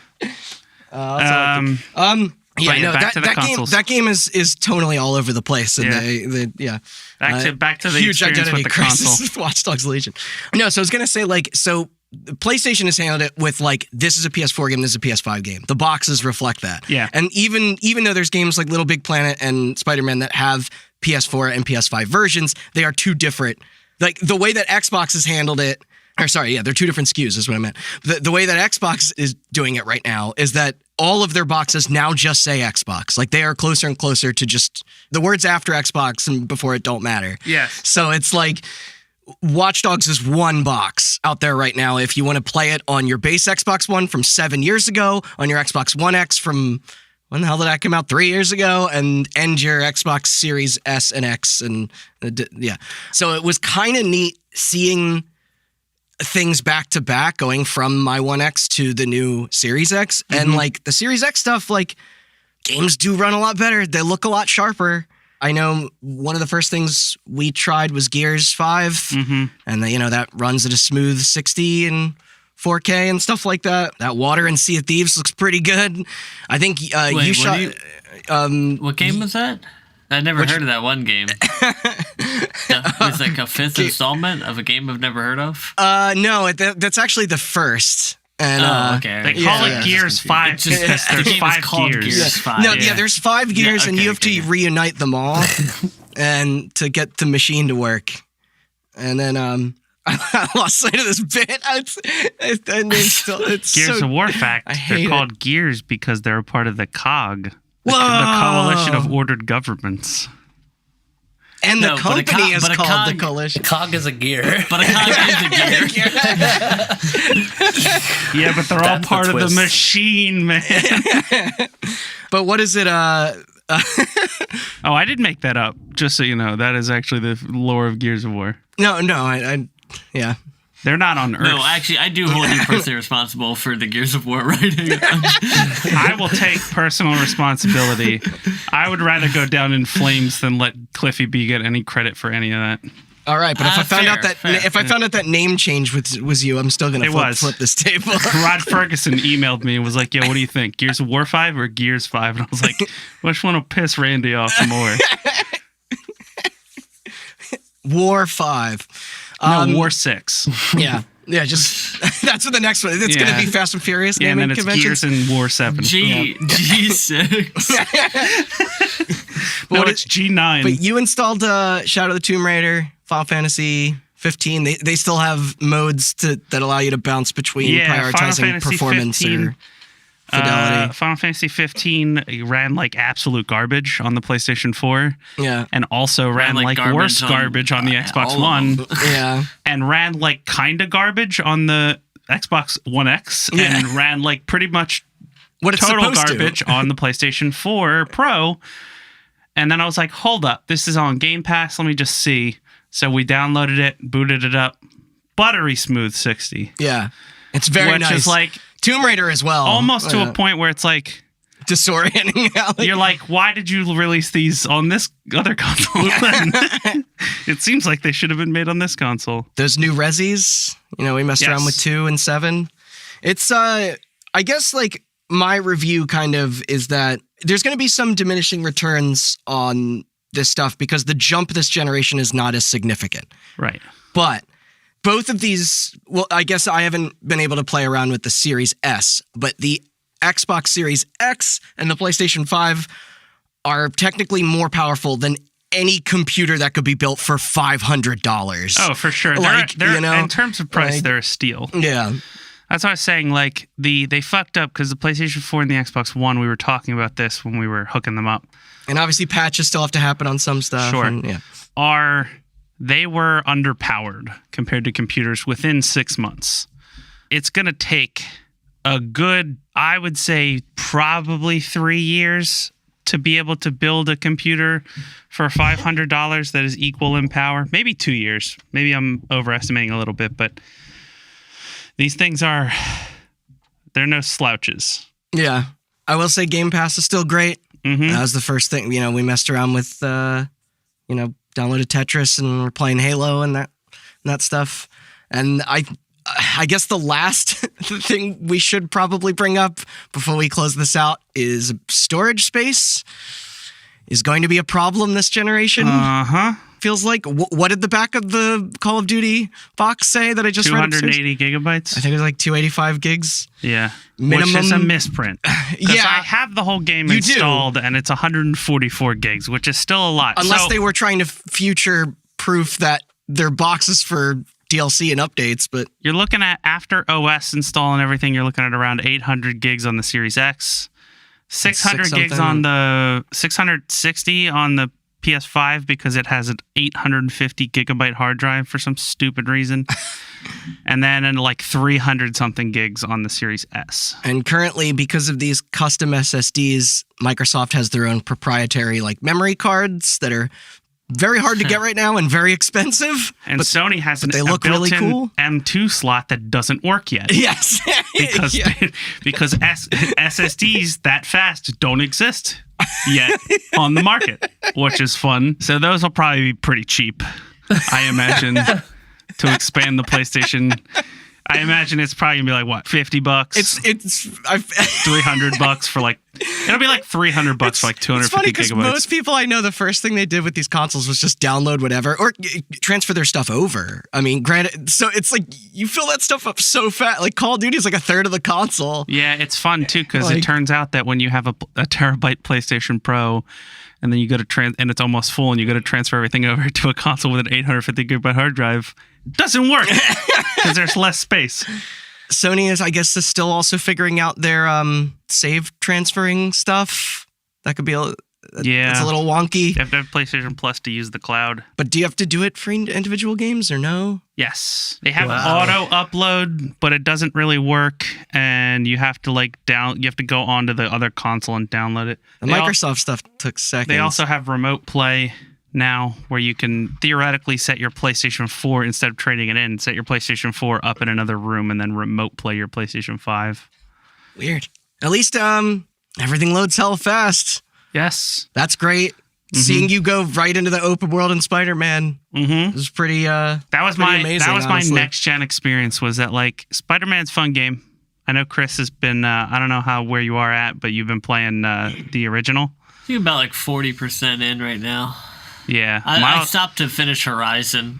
Oh, okay. Both great games. Miles Morales is very good, by the way. But so they have the subway in that game is your fast travel. and they have like subway stations marked. You can pick a subway station and hit it, and you'll fast travel. And I was so used to last gen where it's like the swinging in Spider-Man's fun, right? So like I don't really need to use the subway because like it's going to take me 2 minutes to swing across the city, or it's going to take the game a minute to load the subway. Why not just swing? And then I realized, wait a minute, it doesn't take the game a minute to load the fast travel. It takes the game like 2.5 seconds to load the fast travel. So that's pretty cool. It is like instantaneous in a way that is sort of creepy. Like Astrobot's the same way, where you're just like, oh, I gotta walk all the way back there, and you're like, wait, no, I don't. And then you just hit it, and it just goes whoop, and you're instantly. Demon Souls is the same thing. Yeah, it's like teleporting. The old Souls games, it's just like Dark Souls. All right, I'll go from this bonfire to this bonfire, and I'll wait 2 minutes, and now it's just like, zip, zip, you're there. It's like we'll probably wait for another time to actually talk about the game specifically. We'll do that. If you want to hear about our experience with Call of Duty and Spider-Man and Astrobot and all that, it'll probably be on our probably the Game Awards one. Stuff, we'll probably go down the list because of our games. If it goes without saying, like as much as we were criticizing some aspects of the PlayStation 5, Austin is right, is that it is more exciting and it has the software to back it up. Yes, right now in a way that I've been shitting on the PlayStation 5 because we're technically updating the Xbox One episode. The PlayStation 5 is very cool. I am very happy with that thing. The Series X is, so to go back to the topic at hand, and then we'll wrap it up because we're getting a little long in the tooth. Sorry, and I hope to see as time goes on, more games and exclusive stuff. But the Series X is very cool, but in a different way. Yeah, it's very efficient. And to go back to the topic at hand, Microsoft was in second place when it came to last generation. Clearly, PlayStation was ahead. Microsoft was behind. Yeah. And I'm going to stick with... And gamers were in third place. No, gamers are in like 10th, dude. Gamers are below Stadia. That's how you know it's bad. Oh no. Yeah. Me and Randy also tried Amazon Luna. We'll talk about that more on the Game Awards episode, maybe. No. It's bad. Yeah. There you go. There's your review. Boom. But it's very cool, and it is probably the most consumer-friendly approach that I've seen anybody in the games industry take in decades. It's wild. Yeah. How friendly the Xbox ecosystem has become. The backwards compatibility, which is another thing that the PlayStation 5 has not really fully fleshed out yet. But when you're in second place and somebody's like, well, what do you want to do to get in first place? And you're like, what if we did the exact same thing, but a little bit better? I hate saying that. You could put your copy of Fusion Frenzy right in there. I know I can. You have my copy of Fusion Frenzy. I do. He's hoarding it. I keep telling him to bring it over, and he won't. I'm saving it for our, once COVID's defeated, our big party. That's true. I'll make sure to get a copy of Fusion Frenzy 2 by then. Oh, okay. We're very anti-capitalist on this podcast. No. And I hate to be the one to say this, but maybe being consumer-friendly, it's not the best business strategy. So it pains me to say. So sad. I know. It pains me to say it, but I think Sony's got the upper hand here.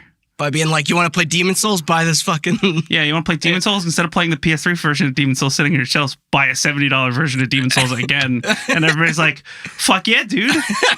It loads so fast. But yeah, I hope Xbox does well. Me too. I think the Series X is insanely cool. I just think it's less exciting. Despite the fact that nobody can find any of these things, claims are that they're selling well. Yeah. People care. No numbers were released, but they did say that the Xbox Series S and X combined is the most consoles Xbox has ever sold on launch day. Yes, I did see that. Which makes a lot of sense because nobody wanted an Xbox when it came out. Xbox 360 was impossible to find, and nobody gave a shit about the Xbox One. So all right. it would stand to order that even if they made a couple million of these things, they would sell well. Yeah. And we'll I think that kind of concludes our Xbox talk, but we'll probably dive more into the PlayStation again as well. That controller is like indescribable unless you are actually holding it. It is like there's no way to convey it is insane. Here's my review of the PlayStation 5 controller, Astrobot notwithstanding, because that you have to fully review the PlayStation 5 controller, I got to review Astrobot. We'll do that on the Game Awards episode. Yeah. But doing a stealth section in a video game and having them play your heartbeat that kind of through the speakers is one thing. But feeling an actual heartbeat where the left chambers of the heart beat on your left hand and then the right chambers of the heart beat on your right hand a split second later is something that you have to feel to like fully understand. The rain killed me where it actually felt like being pelted with little raindrops. That shit was wild. But yeah. And I will say though, the last thing is between I know I've said that like 3 times now, but having now seen them both in action back to back, if this is a power war, technically, the Series X is more powerful. Oh hell yeah! You know, like if you're an insane person like me, you looking for games, you buy both. What you do is you buy all Sony's games that they hold hostage on the PlayStation 5, and then you buy all the third-party games on the Series X. If you're a normal person, don't upgrade at all, because it's not really. I mean, worth is a thing that. Hey, I'm just glad that you're crazy and that my roommate was thirsty, because it's going to lead to me getting... Thirsty for lemonade, not like the sex thing. Oh, yeah, that's what I meant. Although probably that too. Okay, yeah, we're getting along. All so right, sorry. Back to your regularly scheduled episode, wherever this gets edited, and I don't know. Oh, yeah.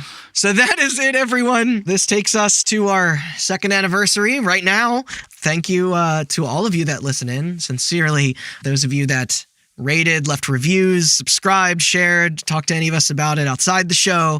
Thank you to our special guests. Thank you, Jason, for everything that you continue to do for us unpaid in the middle of an epidemic. Thank you, Jason. Yeah. You're welcome. Thank you, Austin. Thank you, Chris. Thank you, me. Yeah. Hell, thank you, Discord. Yes, thank you, Discord.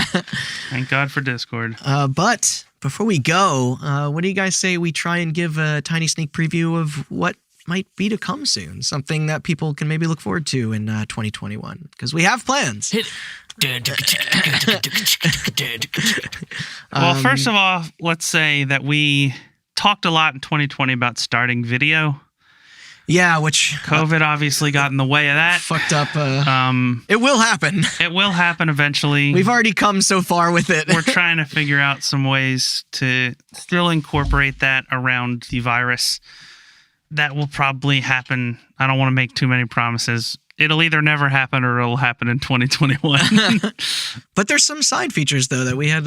Yes, we're kind of looking to maybe get into like stories of those that of who sort of work in games. And Austin, I don't know if you were saying like instead of like kind of reaching out to guests that aren't just people we know and and like kind of we're obviously nerds who study the video game industry way more than we should, and we know a lot about it, but we don't have any experience working in it, and we're looking to sort of get that viewpoint and maybe either help people tell some stories that wouldn't normally be told, or might give way deeper insight on some stories that we want to tell. So if you are if this is a call for any of you that would maybe want to participate in that kind of thing, like developers, bloggers, artists, writers, reviewers, anything tied to games, really, I guess send us an email at what's our email? hotbuttonpodcast@gmail.com. Yes. Hit us up. You can also DM the Hot Button Twitter or DM in any of us individually on Twitter, which our things are linked in the Hot Button thing. So just DM Hot Button. Yeah. And we're still working out how to, the details on recording safely and remotely. But even if you don't have all of the materials that we do, we can make it work. Yeah. And also, like we said, we want to get back into movie commentaries as well. But that's a little harder to do. But we might try something with that new bot we found and Discord movie watching or something in place of actually doing it in person, because we still can't do that. And we'll still decide on a release schedule and kind of who's going to be involved in what. Like some of these might be a little smaller, just won't have all of this kind of on them. But it could be really neat. But yeah, I think that's everything. I think that's it for now. Yeah, thanks for listening. Weird first episode. if it is your first episode. I assume probably not. But if you haven't heard all the episodes and decided to listen to this one, we just gave you a whole bunch of shit to topics that you could be interested in. I think our recap was 50 last year, so now it'll be like 80 something. 80? Yeah, something like that. So, yeah, we got 80 plus episodes. Or no, it might be 85. You're sitting there playing your new Xbox Series X or figuring out how to fit your PlayStation into your living room without drilling or cutting a hole out of the ceiling. You can go to hotbuttoncast.com. You can listen to all of our episodes. We have search. We have a new collections tab, which I don't know if I brought up on the episodes yet. I think so. Okay. You did. Oh, I did. Okay. Hey, say it again. Yeah, but we got curated collections there. We got a Halloween collection. We got our government collection, the ESRB and the violent video game stuff. We got all our console stories on there. And we'll be adding to that if we curate collections. That was one thing we talked about, which I don't know if we want to do. But what's that? The collection of like our favorite personal episodes or something. Oh, yeah, we should do that. Yeah. But yeah, that website has all that stuff and more. There's also a submit a topic. If there's a topic you'd like us to cover that we just haven't gotten around to yet, it might be in the plan and it might not. So send us. Yeah. Go to our website, submit a topic. That'll email your topic suggestion directly to us. And also subscribe, follow, whatever it's called on all of our all the podcast feeds, Spotify, whatever. I don't know. We're on all of them. So just pick one and find Hot Button and subscribe. And if you like it, review on iTunes, tell your friends about it, spread by word of mouth. That's the best advertising we could ask for. And also follow our socials, Twitter, Instagram, and Facebook at Hot Button Cast. Yeah, I know we're revamping that site to have kind of more direct links to us and if you're an advertiser, reach it. Yeah, if you want us to sell out, I'll do it immediately without question. I will shill for literally anybody except for the military contractor. Yeah, if you're like the U.S. Army, they got Twitch. They're fine. Yeah. But yeah, I think that's it. Especially, I just want to hammer home. Especially, thank you for listening because we started this podcast. This is all off the cuff. I don't have this written, so if it sounds stupid, I apologize. But we started this podcast 2 years ago with the intention of just doing it to talk about video games because me and Randy talk about video games constantly. And then we met Chris and Jason, started talking about video games even more. And we realized that we were decent at telling video game stories. And we've heard a lot of feedback that that's true. And that means the world. And now several thousand people apparently. I don't know from who. Fucking liars. We wouldn't continue to do this if everybody told us it was awful and that we should stop. But we've gotten a lot of positive feedback. I would. That was your review? We've gotten a lot of positive feedback and we appreciate it. If you listen to it a lot and you want to talk to us, then reach out. Twitter, email, whatever. Yeah, and you too could be. Yeah. At home on a computer with a mic. But way to really hammer home my heartfelt speech by stumbling through a bad joke. It means a lot to us. Yeah. But yeah, thank you for listening, and tune in, I guess you've already heard the Xbox episode. Hold on, let me figure this out.